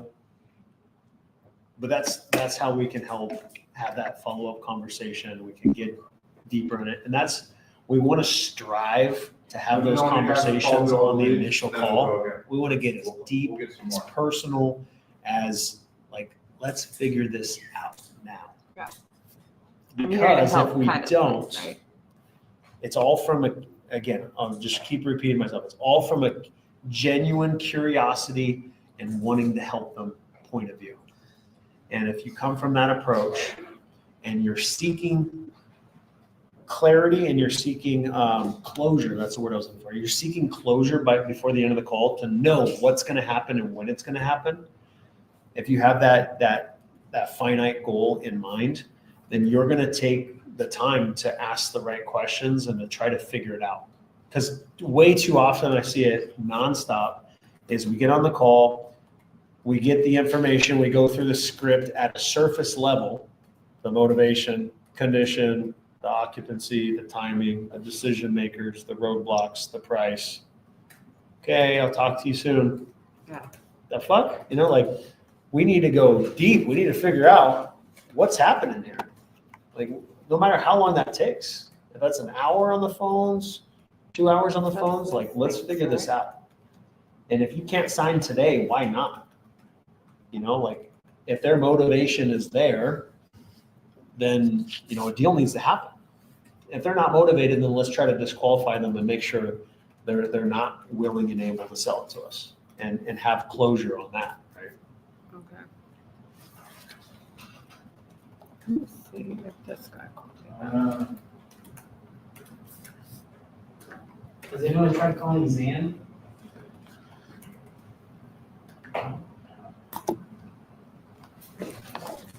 I didn't hear a yes. I did 3 times in the text. To Zan? Yeah.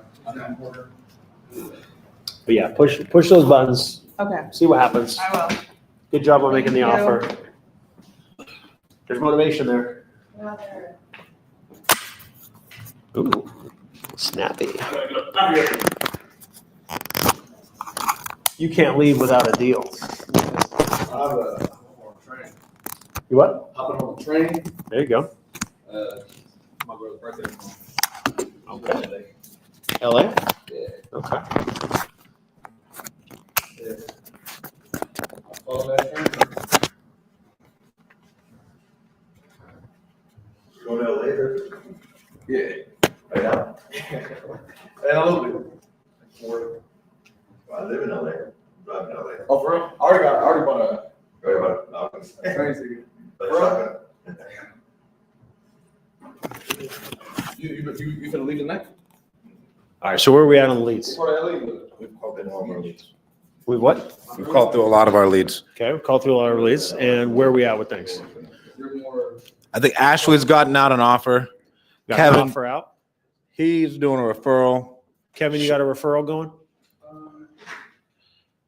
I offered, she said she's already got a realtor person that she bought the house with not too long ago. Okay, She's got my number okay, and I'm here to help. okay. And that got hung up on. Got hung up on? Yeah. Yes, The there you nicest, go. the nicest person ever too. She's just sitting there trying to talk to him, and he hung up on her. So I got 6 minutes on. you got 6 minutes on. We got disqualification. Okay. Justin had a good long call. That was a good call, and there's more to be discovered, right? Because we got hung up on the property being listed. There's real motivation there.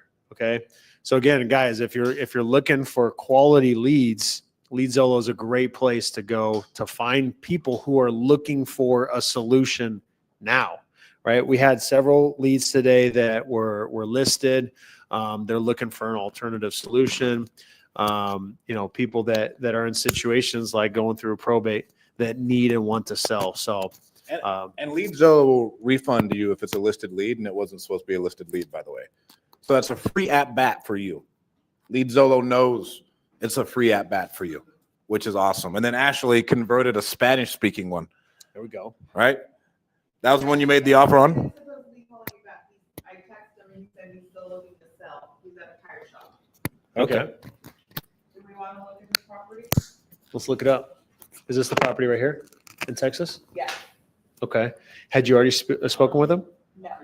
Oh, you haven't spoken yet. Okay. That's the one where there's low equity, or is it a different one? But also probably low equity. Loan balance? Is this loan balance right here? 475? All right, Joe. All right, brother. Appreciate it. Good to see you, man. Sir, you too, man. Yes, sir. I'll keep you updated on everything. All right. Run at it. Let's get that all for you. And so I think if you're watching this and you buy leads off of Lead Zolo, I think you should buy the Spanish speaking leads because they're just lying to you. They do speak English.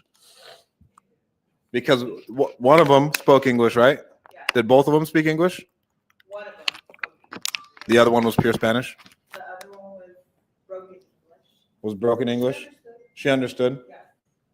And with our AI will talk to the leads in their language, but then we can't convert them after that. I'm surprised there's not an app that does the translation in real time. Yeah. This That is would- David. Don't the new AirPods? Yeah, the new that's only AirPods when they're do. talking to each other. I'm like, when is it gonna go through phones? Like, it's gonna happen. It's gonna happen. It's going to happen. Imagine all the leads that don't know about that. This is David. Do you look at this at all? Oh, it's only when you're talking like. I don't I'll give you- I don't ever look at assessed value. Got it. No? Yeah, phones makes perfect sense. They haven't got there yet, I guess. Okay, do I pay attention to the assessed value when it comes to looking on property radar?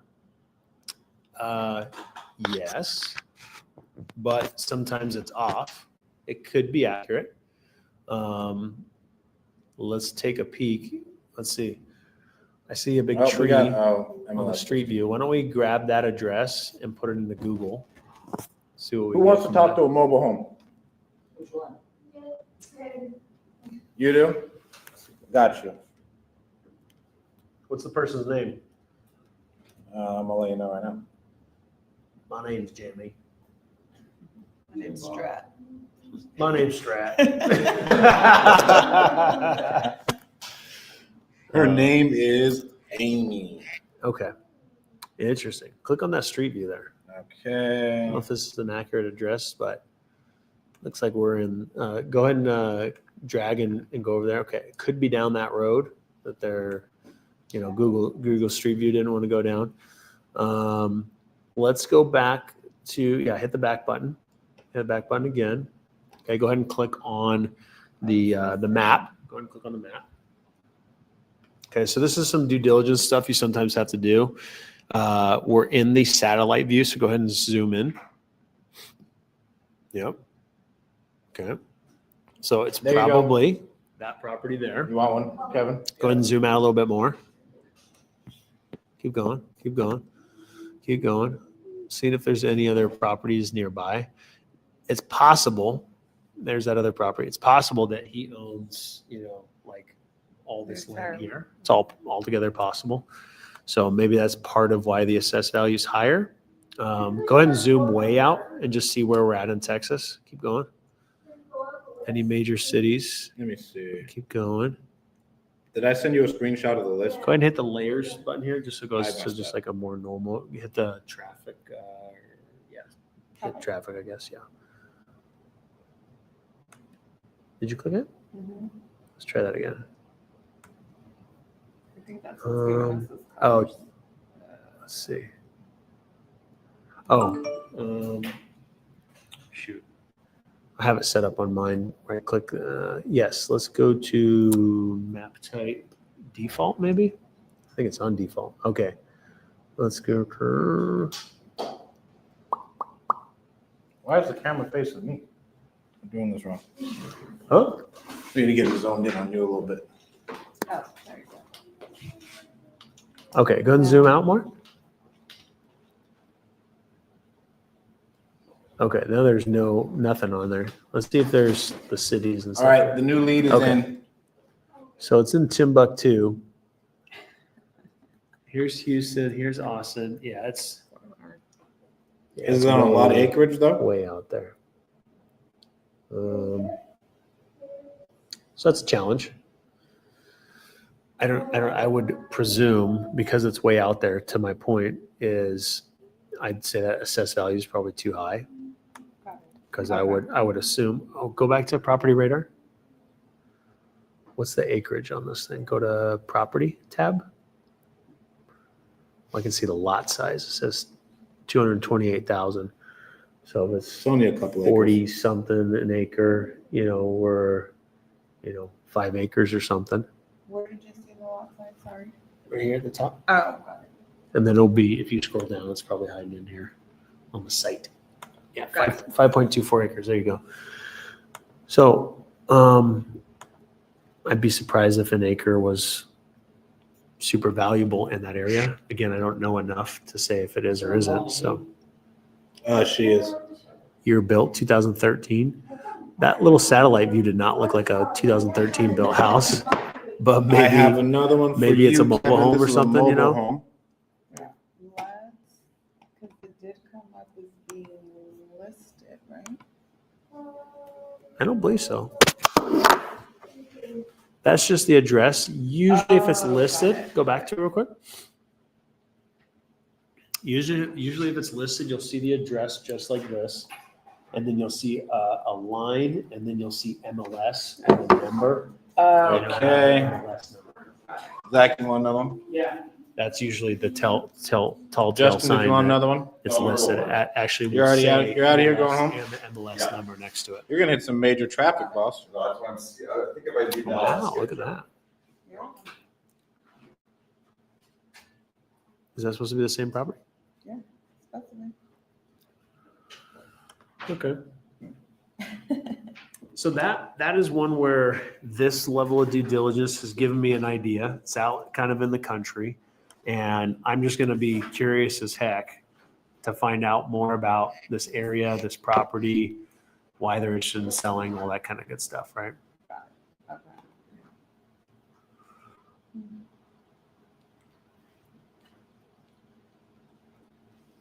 Okay, so we'll see what happens when called back then. Yep.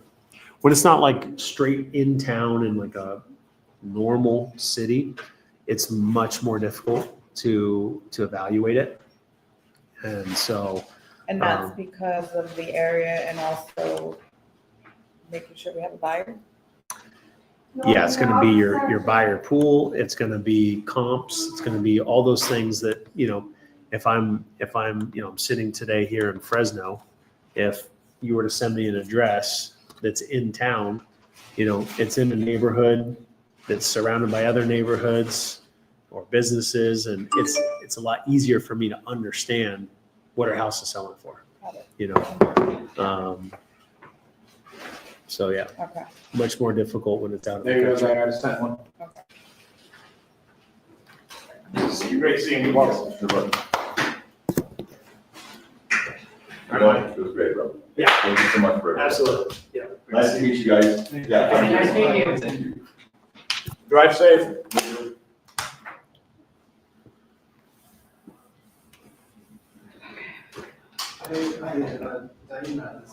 Hi, Diana. This is Kevin reaching out to you because you were looking. My name is Kevin.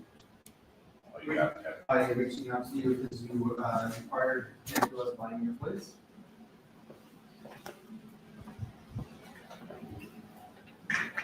You're selling your 2 lots?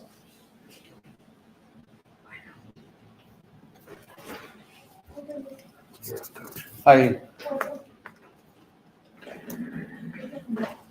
So this usually takes about 5-10 minutes for us to go over some information about your property. Do you have time for that?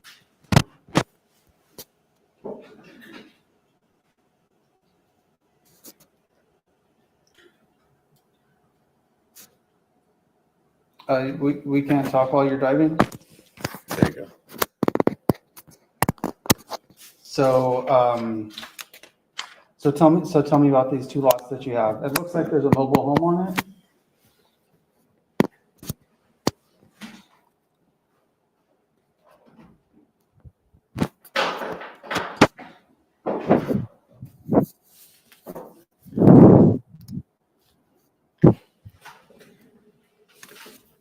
Hmm. Okay. So what's got you thinking about selling?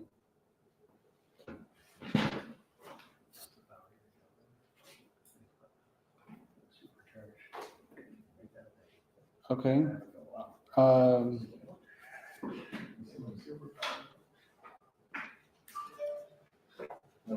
I said the Verizon wireless person you're calling is not available. So how long have you had this property?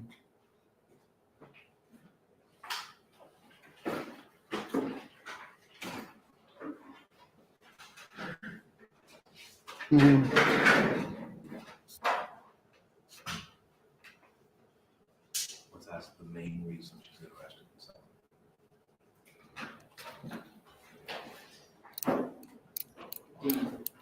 When you're flipping on property, do you have like a checklist of things to try to get done before you close on that? Okay, so what is the main reason you want to sell this? So you can't quit with it? The short answer is you should. The long answer is typically not. And the reason I Hello? say that is because if you were really thorough the way you would want to be, you're probably going to be a pain in the ass to the person you're buying from. Yeah. Hello, you're kind of breaking up a little bit. Can you hear me? You can set expectations however you want. Okay. Hey, Mr. Seller, exactly. So, okay, next steps from here. You know, Building, if Tuesday next week orders, Wednesday. next okay, week, and you said you're no longer in the take area? them out, all my contractors will come, I'll take some measurements. I'll have my Mhm. designer probably with them too. They'll get a feel for the property. Okay, okay. And some Alright. inspections. So- I'll probably have someone come out. How much were you looking to get for this? Sewer line, someone come check out the AC, different things like that, just to get ahead of things. So that would put someone on the. 85,000 for the 2 lots? As a whole, because basically I would deal that, I mean. Have you had other offers? I'm not gonna let them to ask, I'm just wondering if there's like anything I should be prepping on, because like. So I'll come back to that, so, Uh-huh, you get my but- point. Yeah. Have you had other offers? Correct. However, if you ask me that, or Strat that. Yeah. And you're like, hey, by the way, can I get that? It's like, yo, dude. Well, I think that's who's on the phone right now. Or Zach, do you want one more? Extra steps. I've already told you seller that we're done with our inspection. we're done with our steps. Yeah, that would make it hard, to purchase. Seller and have to coordinate back and So, forth. I mean, because it looks like, the only value here are the 2 lots. Like, the mobile home definitely has no value in it. Yeah. That's a pain. in the ass. For some wholesalers, they don't care. But for most of them, they're like, yo. Yeah, okay. you signed the agreement, So, you said you're Do done with your both inspection, lots so- have, So, because this one. I have did, city I services? signed They have the- water and sewer there? And I dug in and, Okay. actually, there's more. I was like, well, how bad is it? I don't think it's that bad, because anyone really sees These it. are ones subject to inspection. Correct, yes, I So got it. do you owe So anything I'm on just this wondering, property? like, It's yeah, pretty- it's construction's planned, free- I free and should- clear? Okay, obviously no one lives in the property, right? Vacant? So that way it's good times. Okay. So the things you. So what's your timing look like? Where are you at in this process? How soon were you looking to get an offer and sell it?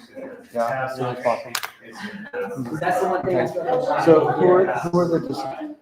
The design. So is there anyone besides you that would make a decision? Okay. Contractors. Yeah.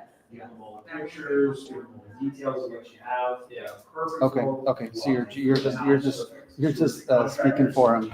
You say, here's your scope of work. Okay. Conditions that I want. So Now, each contractor. is All right. slightly different, Well, where you might have a relationship. so Where you're like, well, okay, this is the look I'm going for. normally how this works is I'll just take this back to my team. They will run the numbers and they'll see if this property fits what they're looking for. I mean, the good thing is we have recently sold some properties, so Thank you so we may much. have some money. So let me send this to my team. We'll work on this and then we'll give you a call back. I can call you back at this number. Kevin. You tell me what the works. I'm trying to use, like, right now, I'm using. Okay. And did I pronounce your first name right? Diana? Diana. Okay, perfect. Okay. We'll give you a call. Thanks. Okay, bye-bye. The reason why I'm asking is we're just talking right now, and we called it. So 2 lots, they supposedly have water, the services there. Okay. They they're not in the area anymore. It sounds like they just moved a little bit. They're moved a little way. They're building a house. They need the money. Okay. So they said that they've had an offer for 85,000. Don't know how valid that is. I said, yeah, we have someone else interested, but they don't have money. It's like, okay, well, they can't really buy the house then. So- They've had this for like 20, 25 years. Okay. So it used to be her husband's house. He's the one that makes the decisions. She's just speaking for him. Yeah. So the biggest thing, we can control the whole conversation. So let's go back to like the beginning of that script. We have the script there for a reason. Right. Right? Like, hey, what's her name again? Diana? Yeah, Diana. Hey, Diana. This is Kevin. You reached out to us about buying your place down in Florida. Are we still interested in selling it? Yeah. Great. Good job. When she said 85 and you were like taken aback. You're like, 85, what? Great job there. Right? But then as soon as like I do that, I'm like, okay, great. Way to keep her on the phone. Like you can't talk on the phone while you're driving. Like, that doesn't sound right. I don't ever want them to get off the phone. But then it's like, great. How much are you looking to walk away with? You sold it.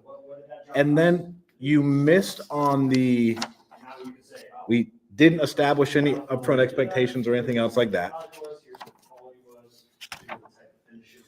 And then I want to live my life here in the motivation. That's where I should have been. And when I'm asking it, I don't want to be super direct. I'm like, well, why are you selling this thing? You know, I want to be surprised, like how Dean's always talking about. I want to be surprised. Oh, wow, you know, geez, owned this thing for 25 years. What's the reason you're even considering selling it? I don't want to be as direct and punch into their soul, man. Tell me why you're selling the house. That is really aggressive, and it may not go over the best. Curiosity always pierces everything. Curiosity, people want to help us out. That's what I always say. All right, what a bunch of notes for you. When we're going over the timeline, oh, wow, okay. So you want to sell it, and like, because they want to build a house. Oh, wow, build a house. How long you guys been thinking about building that house? How long have you been thinking about selling this one? Like, I have so many questions. I want to poke and prod and maneuver around that. That should take me like how I was talking about our sales guy today. He should have stayed in that pocket for 20 minutes, not just directly to the house. Because now we're talking essentially about land based off of what we're seeing here, the fucking burnt down trailer. You know what I'm saying? So I should probably just stay in the pain pocket as long as I can, because the only thing I can ask is what's it zoned? Are there utilities? And then I have nothing else to really talk about. But, oh, wow, okay, so you're building the house. How long have you guys been thinking about building the house?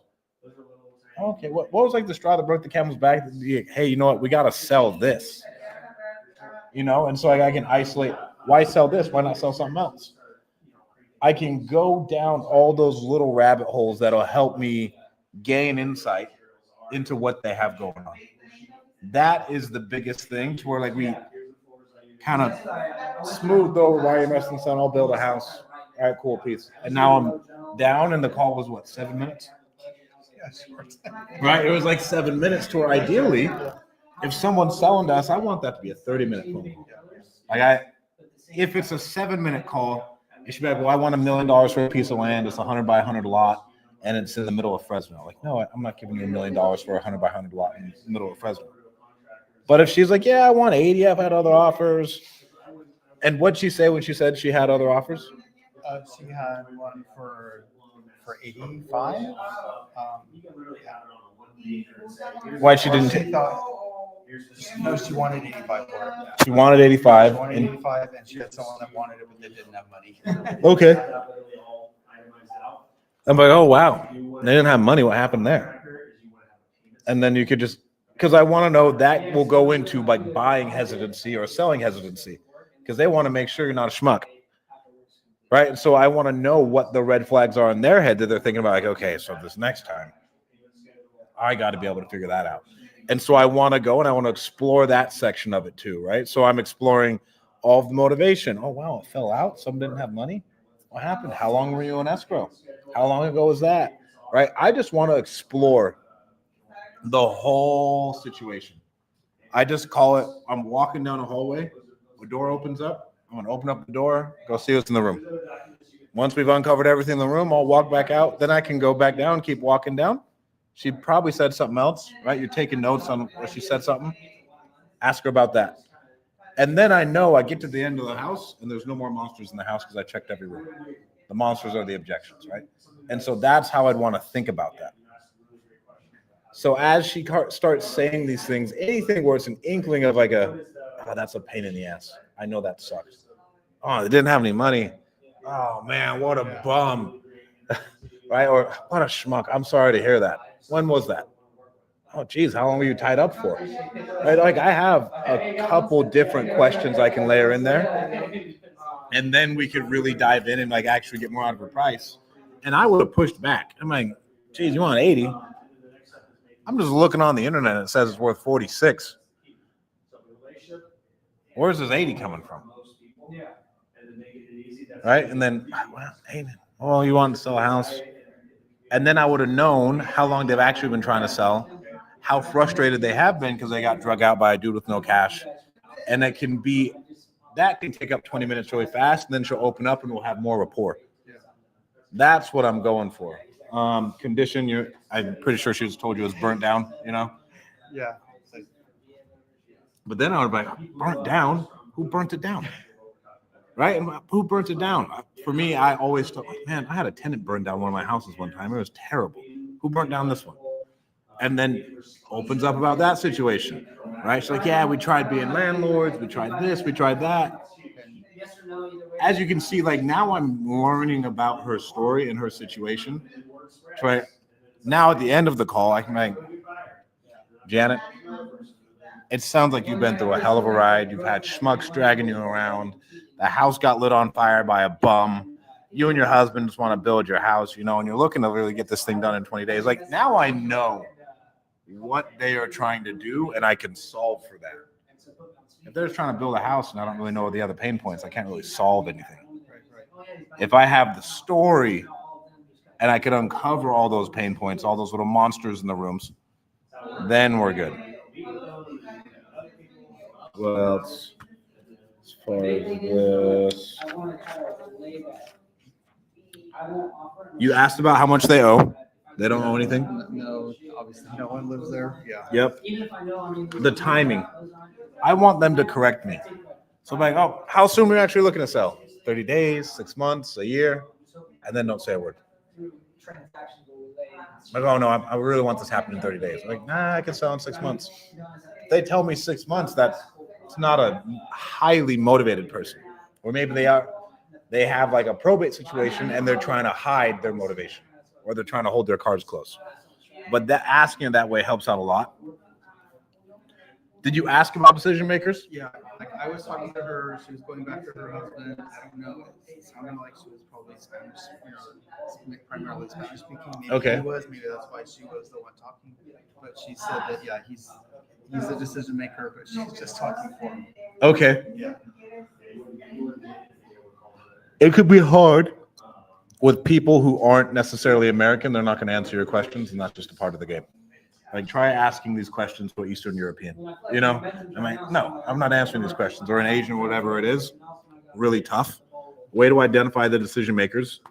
We always want to ask, like, hey, can he talk to me? And then depending, like, it's not because you're a woman, I don't want to talk to you. It's because if we try and buy a house and we don't talk to both people, we don't want someone to sell the house out from underneath their husband. I'm not saying that's what you're going to do. Make a joke out of it. That way you can get that other decision maker on the phone. We didn't uncover roadblocks at all, right? So that roadblocks, after we've uncovered that whole story, I'm like, man, I mean, let's assume you like our offer, you decide to move forward with us. What would be the next thing that you need to figure out, if anything? And to be like, well, I don't know what we're going to do with the trailer, or, well, like something else should pop up. So that way, again, how can I solve that problem too? That's why we're just prying deep, digging into all those questions to help them out. And then price, we could have asked it one more time. Jeez, based off everything you told me, you know, someone burnt the place down and it's 2 lots and it's got some utilities. Like, what do you feel like a fair price for the property would be? And you probably would have gotten another drop. We try and ask 2 to 3 times. and then you set good expectations.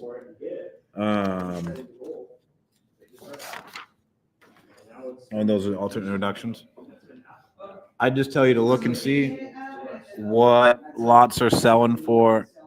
Oh, it's a 6,000 square foot lot. Well, she said 2 lots, so like, what are they like? Do you have property radar set up?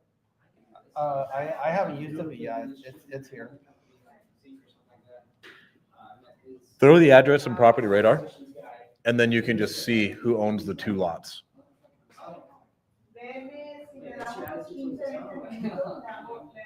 All right, well, this is how you guys are feeling about it. So we went to an event to do the walkthrough because I was supposed to walk through it to do the deal. And so I signed it with the. You're doing good? So he drove out there. He's banging on the door. Come over here. And the guy didn't answer. It was there. I drove out there. So I was like, well, okay, like, yeah. I don't know. I was like, I see attitude towards sellers, and I have like. How much does he want? Yeah. I'm like 630. What's it worth? Like, what does the internet even say it's worth? So I would just never think of saying something about a seller, because I'm like, that's a customer type thing. Yeah. Where do you? Okay, I Hit site address. And he's like, I'm doing 5 deals a month, and I was like, you're doing 5 deals a month with this attitude? Like, No, we just want, yeah, click that, and then we can paste that in. Customer service. What's the guy's name? Oscar. I'm trying to remember. Oscar. Velasquez or something. Okay. I think he works And then hit add criteria. Capital or something. Todd's company. Yeah. He's just got an engineer. It's really what it says. I mean. That's what it sounded like. He was like, he just didn't go. Yeah. That's just an employee mindset and not a great employee mindset. I was like, dude, if you have more deals like this, and you can get them, I'll send them over. No. Yeah. Right on. Yeah. Sweet. Thank you guys. I appreciate it. For sure. Let's try to get it done one down. All right, I'm taking off. It was nice meeting you. Yeah. Good luck. Thank you. You too. Thank you. All right, I'll see you guys. Bye, Sarah. All right, appreciate it. Have a good one. You too. Hey, nice Nice to meeting meet you. you. Let's Yeah. connect, you Yeah. know? Yeah. I'm also interlocking message, so. Okay, Love to perfect. have coffee. All right, thanks. This is 1 lot. Okay. From what I'm seeing, I don't know how she could have 2 lots. Yes, ma'am. I am struggling with confidence, so I don't want to make no offer for 2 minutes. But New one? you want, There's new one? Okay. uh, Jack, you wanna keep it here? We're almost done. Okay, keep it. Show me where you're good. There's 1 lot. but how? There's 1 lot. So go back to Zillow. And I would just filter by land. Pull up the Zillow and just copy that link and pull it up twice.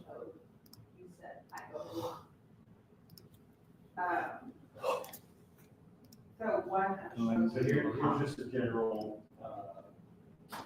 coaching part of that. So when someone's resistant, Property type.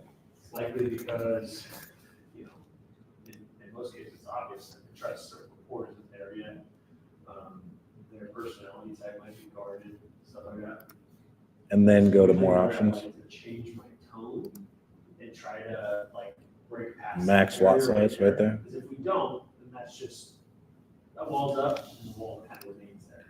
1/4 acre. When we can just get past the surface level, we can just be like, Anything else? No. Like, no, just- let's keep it real. Actually go up again See if we can- and see what's sold in the last. If we can get on the same 2 side years. of the table as them, as opposed to across from them and negotiating, or the same side, you know, that's it. Okay. So that's, So I did that and I felt that, right? So I asked them how much she wanted, how much she owed and all the things at the beginning of the conversation. Then I could tell that he was resistant, so I kind of cussed and developed some rapport, like, you have kids, if you have kids, and, you know, develop that relationship. I mean, that's a pretty telltale sign. Do I ask that again? There's a lot that's Or sold for do I 10 grand. say, wait, what did you say, you know, or to pretend that I didn't catch? Yeah, my it? actually, here's a lot that sold for 10 grand. Here's another 10,000 square foot lot that sold for 33 we grand. can always come back to anything, you just gotta kind of. 8 grand. think about how to get there. 8 grand, we can make a couple bucks. As much as Yeah. possible. That's what I do. And when I do it, you can just soften it. Ma'am, I'm looking. There's one that sold for 10 and there's one that sold for 30. We just know each other, but my goal is here to help you, and if I'm gonna help you, I really need to know as much information as possible. That way, we can see what's possible and what's not. And, you shared with me you're wanting 630. You said you owe a lot. Hi, Diana, this is Kevin. A lot could be $200,000 too, or a lot could be $600,000. And if you owe $600,000, It's actually looking like our conversation is going to be a lot different than if you owe 5, 4, 3, 200,000, right? The options change depending upon how much you owe. Because if you have a lot of equity, well then, a cash offer and just having a really clean, transaction for you is much more possible.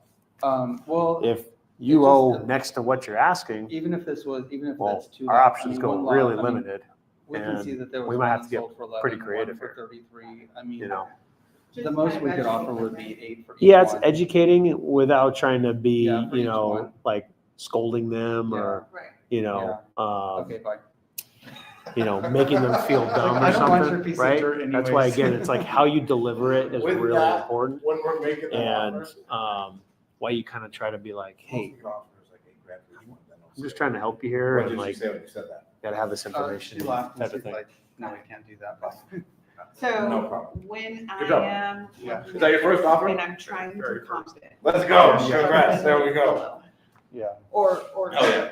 typed it into Google. I mean, I read- like I you mean- said, right? Yep. And I mean, now. I read through How do this I- a few how do I times, comp it, right? but I just, Yes. Okay. like someone picked So, up and then I like. Unless you know a I was little like, bit of oh, ways yeah. around it, it can be It's all good. a little It's all good. That's why we're frustrating doing it though, so you knowing can how get, to, like, get to where you want to go. Right. I Live, prefer to we'll use do live. Redfin Yeah. Okay. because I know my way around it better. Yeah. I feel like they do a little bit better of a job. I mean, if you would- So, it didn't show up in your initial Google search. So what I would do is just copy that address there. And then I would go to type in Redfin. I would go there. Oh, yeah, very. Then I would type in the address. Okay. All right. So this is it. Yeah. Does this look right? Help clean Okay. it up, like- So it says it's off market, bought in 2023. It does happen to share So, pictures all right, well, because of the talk- fact talk on Friday. it was a recent transaction and it's got all the pictures from when it was listed. Kevin, see you, man. See you soon. All right. So did you guys discuss condition at all? Yes, he said it's move-in ready, he's just ready to downsize. I'm guessing you didn't see these pictures before? I did, Oh, you did? Okay. yes, Okay. So you had searched it while on the phone with them? yes, and I asked him if he changed the color Okay, nice. and all the. Beautiful. Okay. I was like, oh, 2-story. Okay, beautiful. So what I like to do, if you scroll down just a little bit, keep going a little bit past, a little bit more, keep going. Okay, right here, if you scroll just a little bit, you'll see right here, it says the Redfin estimate, and then it tells you recently sold homes, and it gives you this little map. Okay, now this isn't the end all be all. This is just their way of trying to help you see the comps. Now, if this house is listed for sale, the page is going to look a little different, right? It's obviously going to say for sale. It's going to say the price. It's going to hide this because it's not wanting to confuse you. Got it. It's not wanting to give you conflicting information. They'll hide this. So there's another way to get to this. I call it like the long way to get there. But this is the quick and easy way that they provide you comps. Again, it's not the end all be all. There could be another one here that's actually a better comp that they just didn't include. But I feel in general they do a really good job. And I love the fact that I can see where it's at on a map and I can see the actual listing. I can see these are all sold when they sold. And if you move your browser, move your cursor in here, you can see those little arrows. I can cycle through the pictures without leaving the page and just understand the condition. Was this house outdated? Was it remodeled? Because cool, I know what it sold for, but I also want to know what did it look like. Right. So to me, this is like the ultimate perfect world of seeing it on a map, seeing very quick pictures, the price, the specs of the house, and being able to cycle through the pictures. Literally, he's giving me everything I could possibly want in one place. So that's why I like Redfin the most. And again, it doesn't organize them by date sold, huh? no, it organizes it based on what it thinks is its best comp from best to worst. So it will base it based on the bed and bath, the square footage, and its location. Got it. Okay. So that's why I'll do like a quick scroll all the way to the top. If you do that real quick, 5-bedroom, 3-bath, 2,700 square feet, right? I want to remember that. And then I scroll back down. I'm looking at what are the other specs of the homes. 5-bedroom, 3-bath, 2,500. Okay, mine's a little bigger. 4-bedroom, 2-bath, 2,000. Okay, mine's a lot bigger. All right, that's probably discredited. Let's see what other homes are nearby. It looks like C, and then whatever that one is. C's a 4.3, 2,200. Okay, mine's bigger. What's the other one that's nearby? You can even hover over the actual thing itself, and it will go to it. You just move a little bit right there. That one's D. Okay. So another 5.3, 2,500 square feet with a pool. And then again, we can look at the condition a little closer. So that one's 649. And then the one on C is what? The one on C is 495. Big difference. That is a big difference, but it's a different property, right? And ours is 2,700, 5.3. Okay. March, D is March, and then C is August. For a month old, does that matter? It matters. Yeah, it definitely matters. It matters because an appraiser is going to look at the past 3 months. The sooner the sale, the more relevant, and it's better, of course. So I say that best comp is that 5.3 with the pool, 2,500 square foot house. Which one did that one sell for again? It's the next one. It's on D. Yeah, the 5.3, 2,500 square foot house. Okay. It's on 37th. This one, 15th. Yes. Something like that. Yes, 15, sorry. Okay. The condition of that house. What would you say? This house, it's a good condition. I think it's very similar in regards to condition. This one has a pool, the other one doesn't. The subject property doesn't? No, it just has a lake in the back. A lake in the back. Or what is that, a pond? Yeah, click on that. Interesting. Yeah, it's all up close to the house too. Mm-hmm. Okay, that's probably a bonus. I would only presume that's like a premium for that Right. in that neighborhood. So I don't know how to quantify the value of that, but let's just pretend it's equal value of having a pool. Okay. At least that's probably somewhat accurate. Yeah. All right. So that being said, that one sold for 649 in March. That's my best comp. The guy's asking, 630. I would say the market's a little softer maybe right now. So round up, say it's, valued at 650 because ours is a little bigger, but we also want to be conservative. So we work our numbers back from 650. This is one of those ones where we don't have a tremendous amount of perfect comps, but that one right there gives me a lot of reassurance on what it likely is.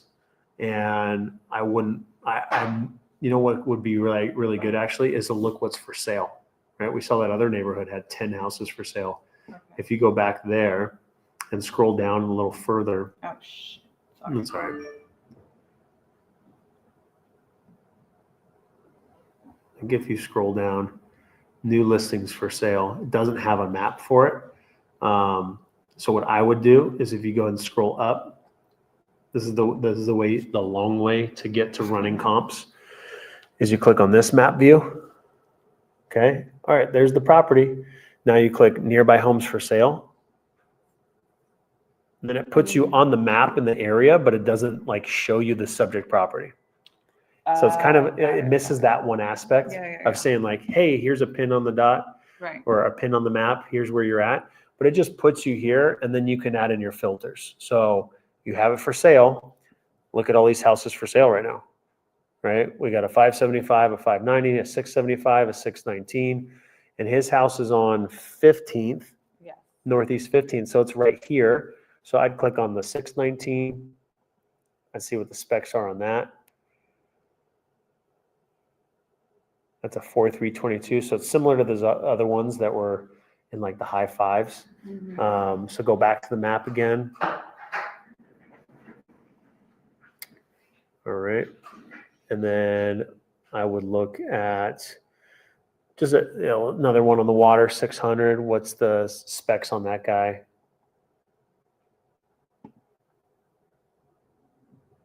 A 4,327 square feet. So it's one less bedroom, but it's, right there, similar square footage. Doesn't look quite as nice on the inside. No. It's probably an older model. I'm just going to guess. Right. But we can see it's listed for 600. And I don't know how long it's been listed. If you want to check, go and keep scrolling down. Keep going down. Actually, if you go to sale and tax history, and it'll just jump you down to the right place. Click on that, see all property history. Okay, so they had it listed for rents, and then go up here. Listed for sale is going to be. It's still for rent.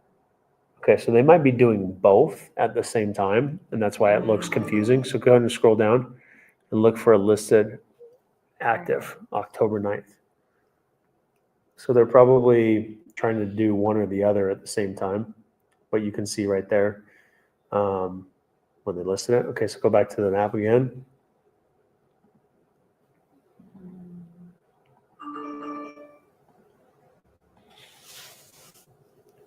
This is the map.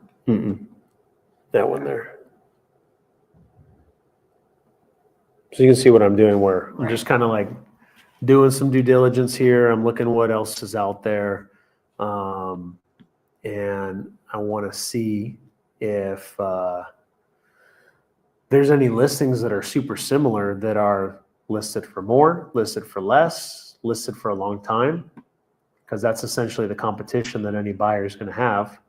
All right, so I want to look at that 571 on the water, see if it's similar or smaller specs.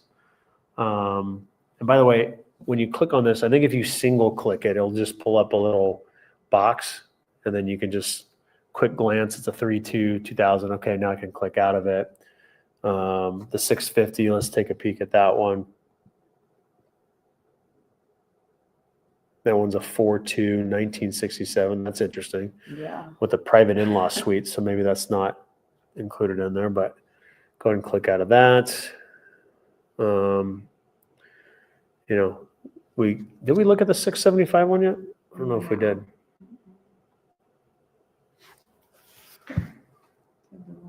Four, 3.5, 2,700. Okay.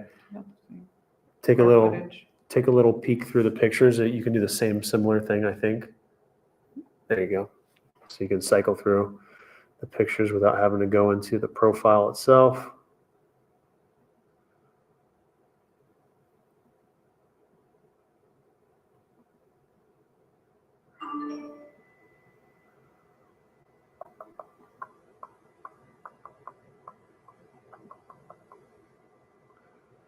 What would you say about this house compared to the subject house?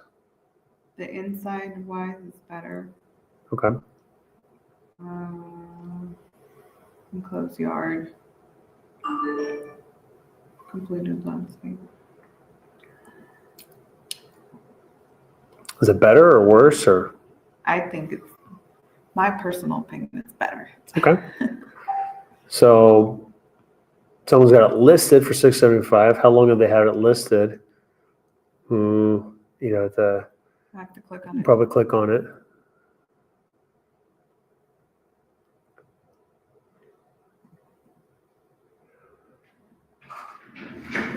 August. August, September, October, November. So they've been And then almost price change here. almost 3 months. Mhm. Okay. So I go back to that 250 number, right? If you were to spruce it up, make it a little bit nicer, 250, you're on the lake there. That's probably the max of what we want to be. And then we go to the deal analyzer, we plug those numbers in, you know.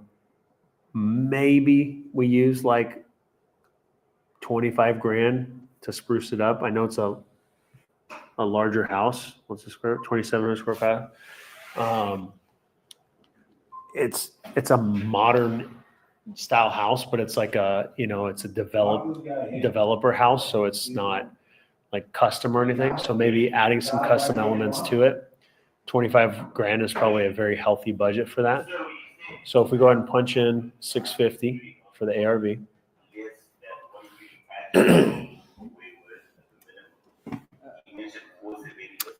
So to access that, do you have your own version of it? So to access that, you go click on File. And then you click Make a Copy, and then change this folder first. And then you got to save it in, go all locations. Or it looks like you already have a folder you like. Yeah. Okay. There you go. And then you can make all the edits you want.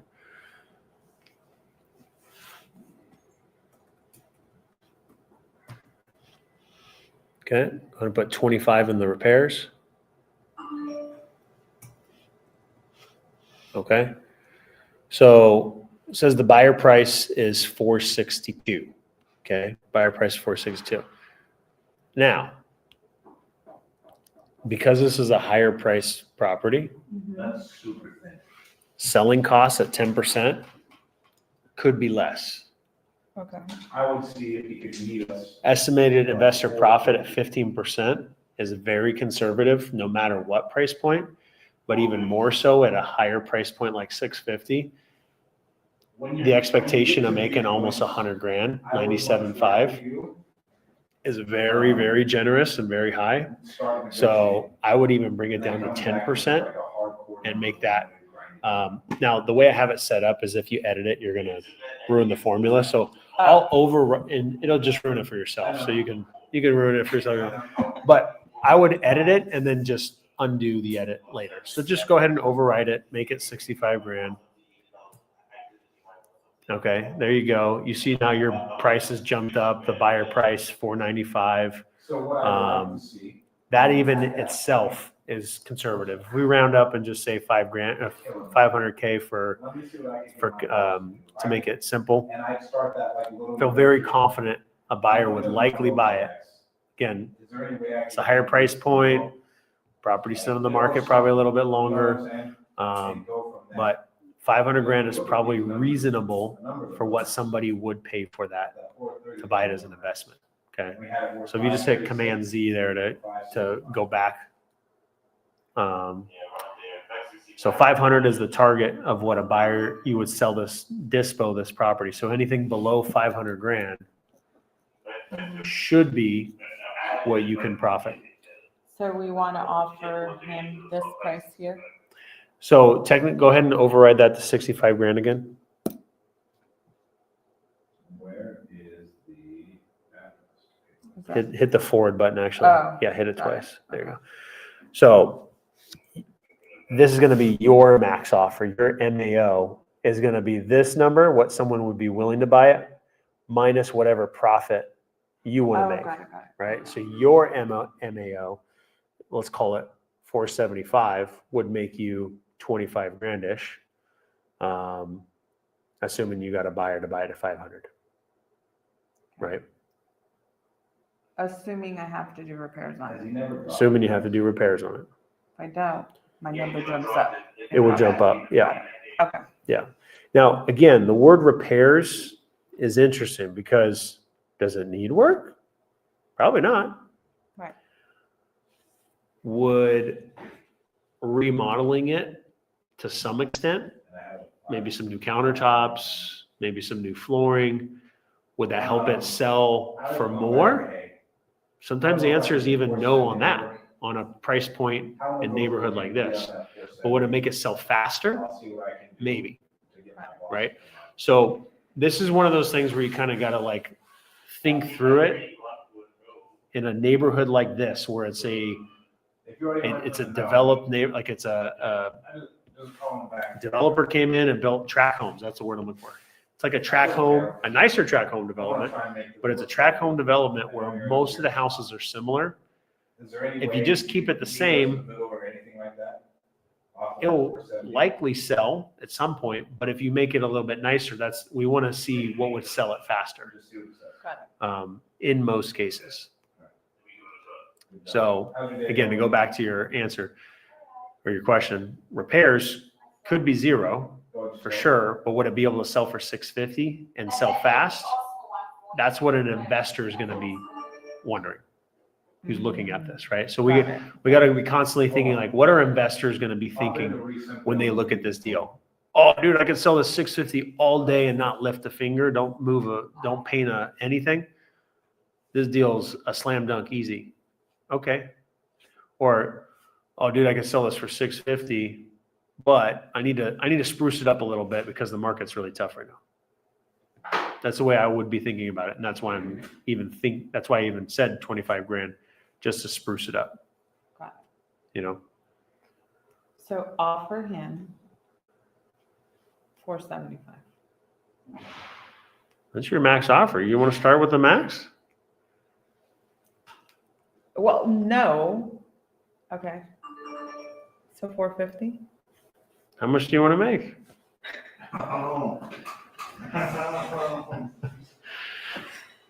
Those are serious questions just to get you to think, though, right? No, yeah. Because that's what I'm also thinking of what he owes, right? Sure, totally. That's why it's that's why it's so important to get past the surface and demand that we get this information in the nicest way possible. Because if we don't have that information, we're literally just making offers blindly without any sort of context. And there could be no way that this works. And we're just wasting our time even analyzing this deal right now. Got it. However, if he had told us he owed 550, you and I, during the past 20 minutes, are having a much different conversation. Right. And we're trying to evaluate what could possibly happen. And if nothing could result from it, then we're moving on to the next lead. Or we're calling them back. We're saying this is the only option you have. I'd recommend being more aggressive on your listing. The market's really tough right now. Or he doesn't have it listed, right? No. Okay. I'd recommend you listing it at this price. I can refer you to an agent. I'd be at a cash offer down here. It can't work. You owe more than that, right? So that's, again, just to go all the way back to the start of this conversation. We have to be unapologetically, genuinely, authentically curious to get every bit of information we can because we want to help them. And if we don't have all that information, we don't know how we can best help them. Got it. It's like football.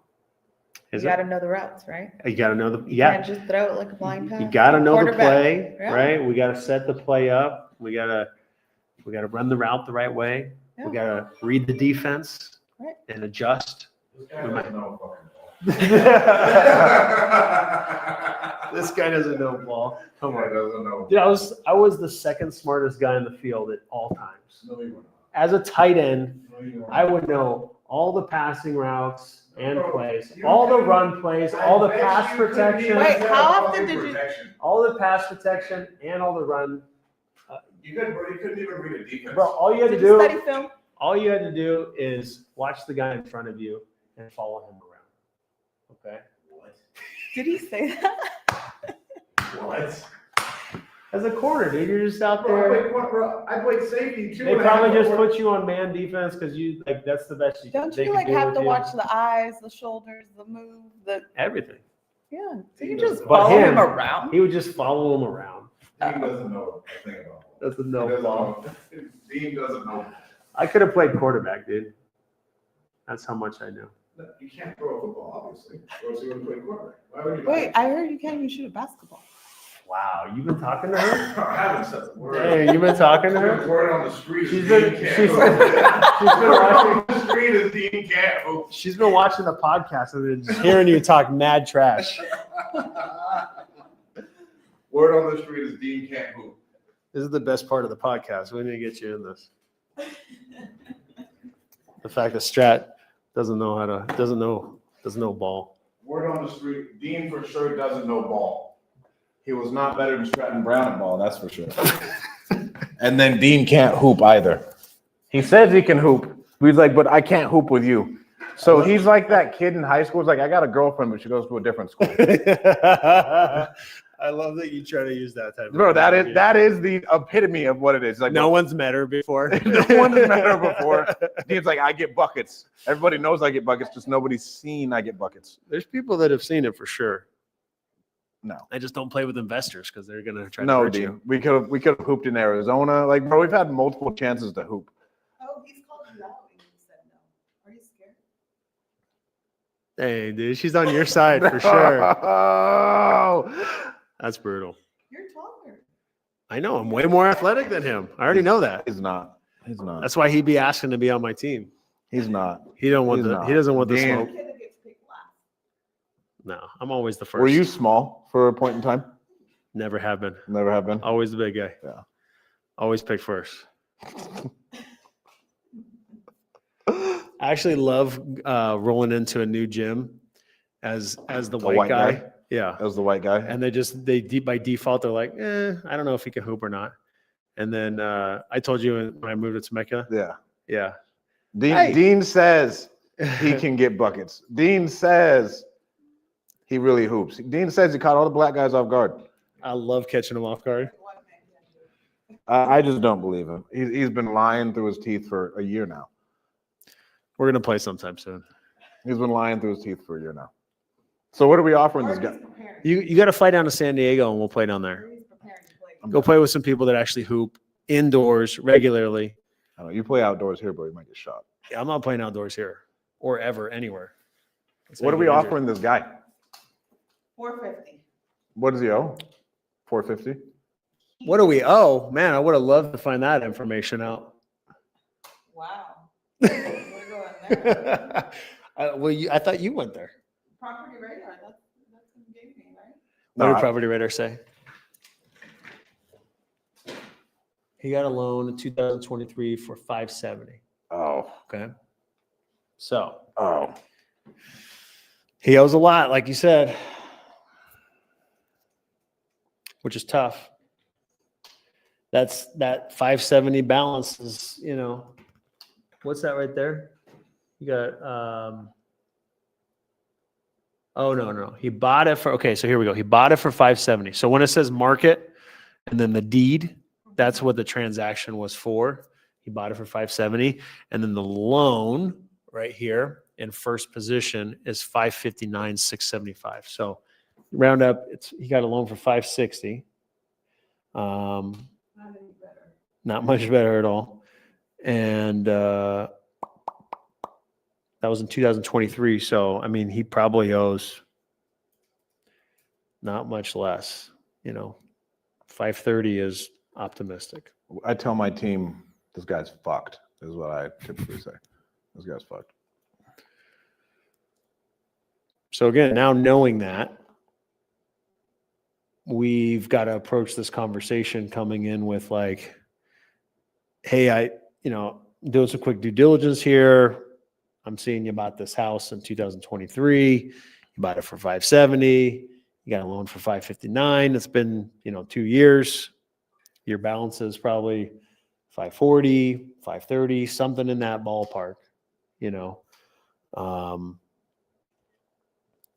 cash offer for me to make a cash offer, come in here, turn around, do a little bit. I mean, your house is nice. I would do just a little bit of work to get it, basically like spruced up so it stands out amongst the crowd. I see, houses listed right now in the low 600s. So I would want to stand out amongst those and list my house competitively in the low 600s probably. And so my cash offer is going to be lower. Like the numbers just working backwards. At what point do you shift to innovation? It's on the market, right? No, it's not. This is the last one we just sent. But he wants more than market. I'd say. What's it worth? About what market is. What's it worth? And what does he owe? Worth 650, probably owes about 530, 540. So And he wants 630. if you go ahead and click on the Novation tab If in he the could deal do analyzer, 540, 550 probably. And you. so let's play with this. So the CCRV, the current condition retail value, based on what you and I looked at, if you had to guess, what do you think round about numbers you could list the house without doing any work to it?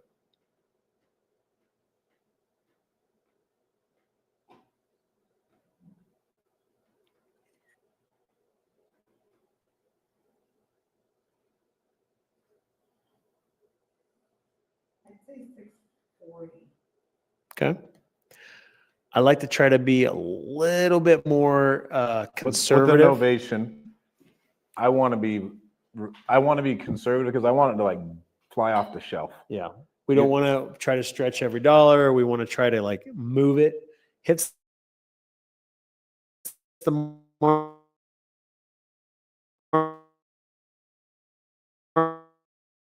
market.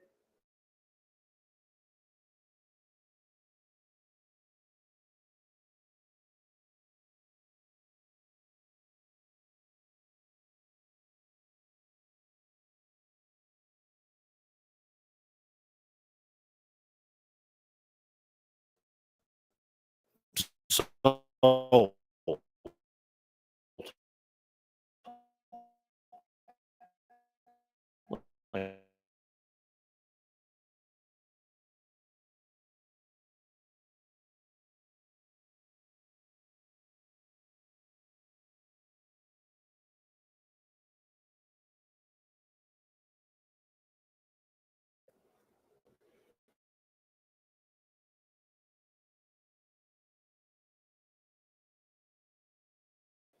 ourselves for the most part.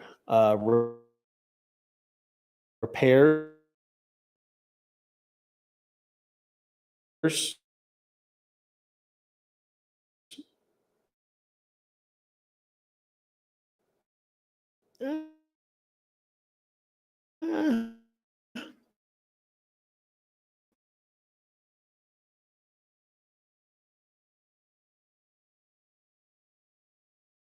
Probably don't need to do a thing. Right? Straight to Leave that there. what's going on with that? Another one. The battery? They're just conservative. It's definitely a safe thing to do. And then your innovation profit, like what would you profit? That's going to be based on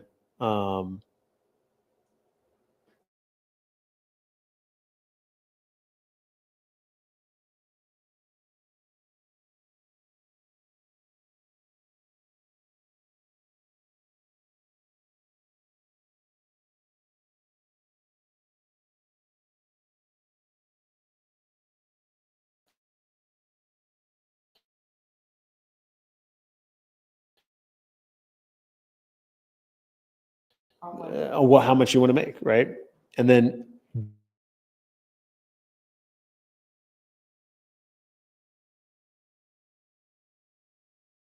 Timing out. I've never streamed for 3 hours. yeah, I don't know.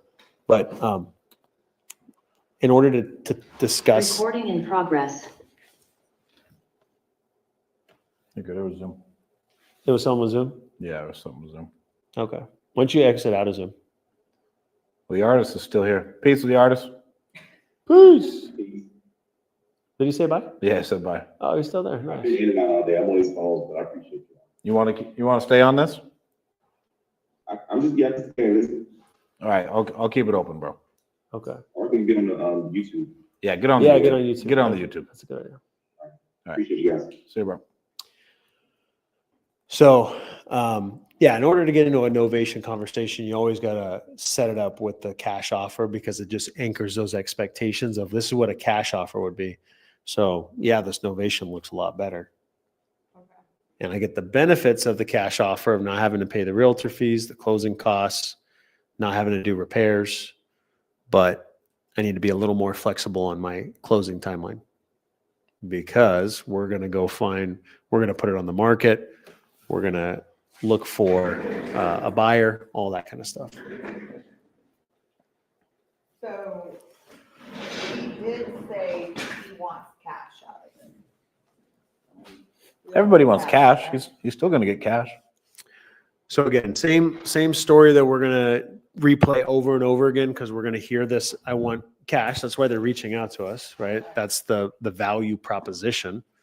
They want the convenient, fast, easy, as is, no hassle, cash sale. That's the value proposition.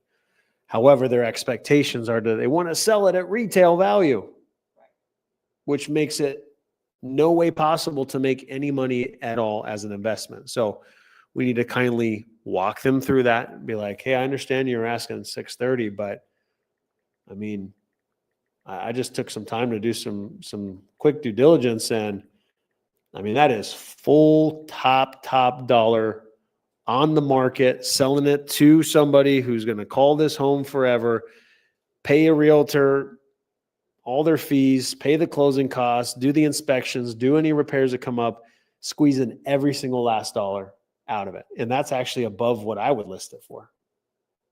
I'd list it at, 620.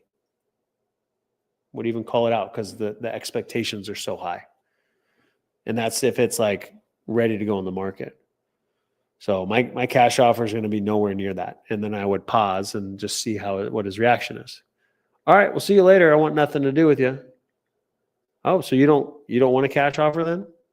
You'd rather just list it and see if you can get a word in before they hang up. Or, okay, well, what would your cash offer be? Okay, well, what do you think, right? The conversation's going to go where it goes, but answer it.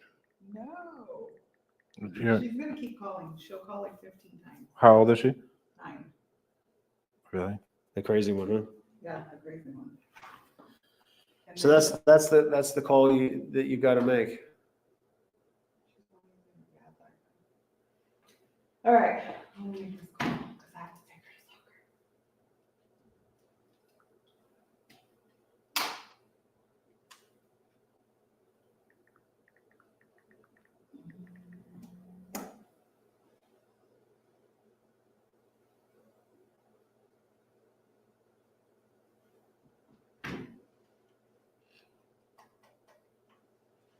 We're going to clean up, then we're going to go straight to dinner, dude. We don't have time for It's 4:15. Our dinner's at 5. 5:30. No, it's not enough time for a good workout. Not for you. It takes a while to warm up. Yeah. You need at least 30 minutes in the sauna. I need 30 minutes in the sauna just to get a warm up. just to get fucking warm. Just get that taint sweat going hard. just to soak the bench right before the next person gets on. Hey, I spray it down. Don't you? You don't spray it down. I spray it down. You leave it down there. I leave it for you. You leave it for me. I leave it for you. You leave it for me every time. I leave it for you. He gets mad because I sweat so much at the gym. You sweat somewhere in particular, yes. So much. Hola, ¿cómo estás? Hablé con mis partners y revisamos toda la información y la casa y las casas I'm not que that están alrededor de good at usted. all. Y lo máximo en efectivo que le podemos ofrecer son $450. Sí.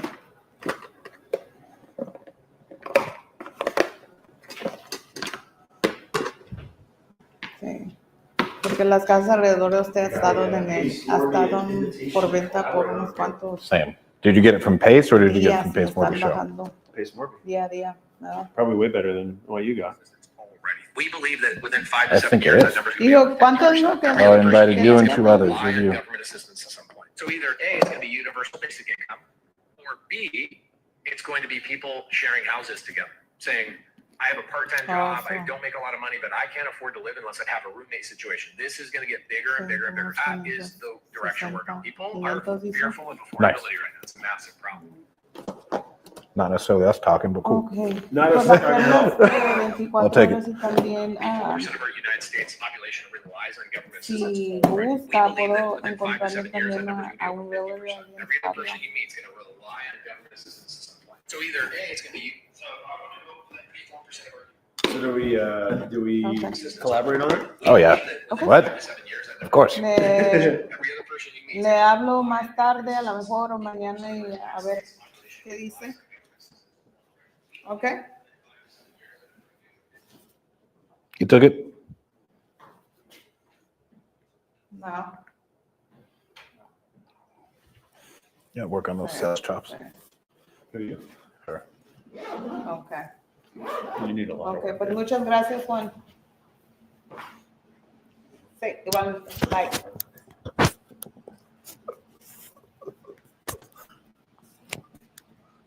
No go? No. Now he said I owe 560. He owes 560. Yeah. So he didn't pay down anything over the past No. 2 years. How did that happen? He said he took out a loan for 570, and now he owes 560. Yeah, we see the numbers Yeah. we see. Who knows what happened? Okay. So what I could hear from my translation is within the first minute you got right in the price. Yes. Okay. So in general, at least the way I do it, I'm not saying that it doesn't work that way. It can't work that way. It absolutely can. But if we're fundamentally just straight about price, I feel like we're missing The motive, you gotta frame it, you gotta frame their situation, you gotta bring them back into it, of like everything that's going on. Because if I can take them back into that, like, stats show us that if our team waits like a day to make an offer, there's no more emotional hyping, there's nothing. And the offer convert that or zilch. Yeah. So we wanna get him back into where he was, like, okay, you know, whatever situation, you're divorced, your wife hates you, you're trying to live in here, blah, blah, blah. That is how we're gonna get him to like, yeah, you're right. Think about that. So, and then I think that I went straight into price because I'm not super comfortable with my Spanish. Sure. Oh, totally. I mean, that makes perfect sense. So I'm like, let me get to the point so I don't have to, and then I would throw in my little banter here and there. Yeah. That makes it significantly harder. Yeah. For sure. When there's a language barrier, you can't speak as freely or as you would typically do with your mannerisms or Right. your tone Or and all your that kind of humor. stuff. Your humor, yeah, your personality, all those things. It makes it significantly harder. So that in itself makes, a lot of sense. But let's use it as a coaching point, which is Elevate them. we in the qualification and the offer, all of that, we don't want to make it purely about numbers and get straight to numbers, right? It's all just about again, it's about the situation. It's about why they're selling, and it's about the emotional side of it. Or, usually if someone's going to sell for cash, get a cash offer, they don't want to do it the traditional way because they either don't like that or because they believe they can't, right? They don't have enough time. Their house is too distressed and messed up. They don't want the embarrassment of listing their house. Their house has too many problems. They have too many problems. They don't want that as an option. So it's about their situation. So if it's just about the numbers, most time we're going around and passing up the whole reason why they're selling in the first place. And it's not going to make that number work because, wait, you said what number? No, I'm not going to do that number. Offer usually is contingent upon whatever else we can find in the paint and help talk about how we're gonna help them get to where they wanna be. Right, so you may have a lead where we're buying one right now where the guy's gonna stay in the house for 2 weeks after we buy it. Right, and so you talk about that again, I know you're moving, it's expensive, you need time, and so you can just frame everything into it, and then you can make the offer. That's why like that paint section is so important, so we can loop it all into the action. The offer is not just the numbers, typically. Right. We wanna loop in everything that's going on. Think of it as a package deal, right? Like, all right, the price, that's one outcome that they're getting. Strat used a really great example. Like, well, what else are they getting, right? What else are you offering? It could be the convenience of how quick you're closing. It could be the extra time for them to move. It could be Whatever matters. the mess and the problem that's with the property, and not having to deal with it or clean up anything. You know, you name it. There's a couple handful of scenarios that are just common themes that you'll see, and you bringing that to the table and having a conversation about it is critical to presenting that number and getting to that number, because otherwise it's just a number and they don't want that number. Right. But if they're getting more than just that number and it's the experience, like you said, the package deal and all the other benefits they're getting, and not having to deal with whatever pain they're going through and challenges they're going through, that's what's compelling to actually accept that offer.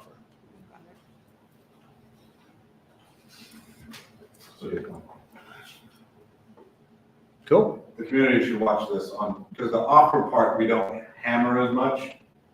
And the offer part is really important. Because a lot of people just jump right into that number. And you're just not gonna get them to where they need to be. Or you may lose it in the negotiation because you didn't cover one of those small little things.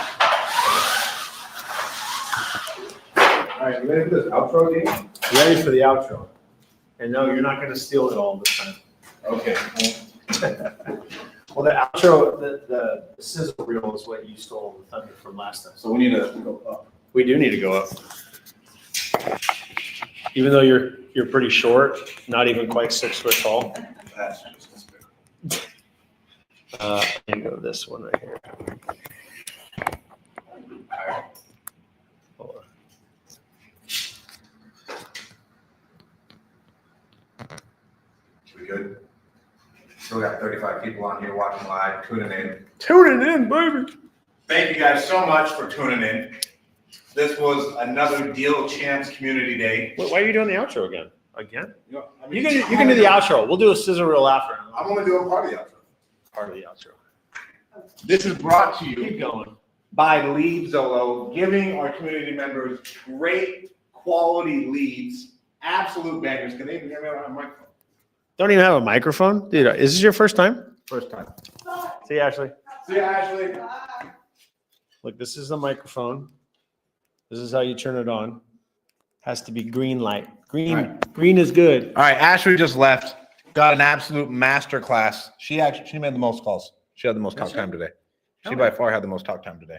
Stayed, got after it. It was amazing. Made 2 offers in Spanish, by the way. 2 offers in Spanish. A weapon in your hands? What Yeah, are you weapon. doing here? Absolutely amazing. Shout out Lead Zolo. What do you got to say, Dino? I mean, this is what it's all about right here, right? If you want to get better, you got to get in the trenches. A lot of people are talking about working on the business. They're talking about doing deals. We're actually working on real leads thanks to Lead Zolo. Because Lead Zolo brings you real leads with real people that want to sell their houses, gives you the opportunity to actually put real deals together. We did that last time. There are some deals that might come together resulting from today's efforts. That's to be seen. But you guys can see how if you can get in front of leads, you can start talking to sellers. And then when you work on your skills, that's when you put deals together. So Quality at bats only in the Deal Champs community.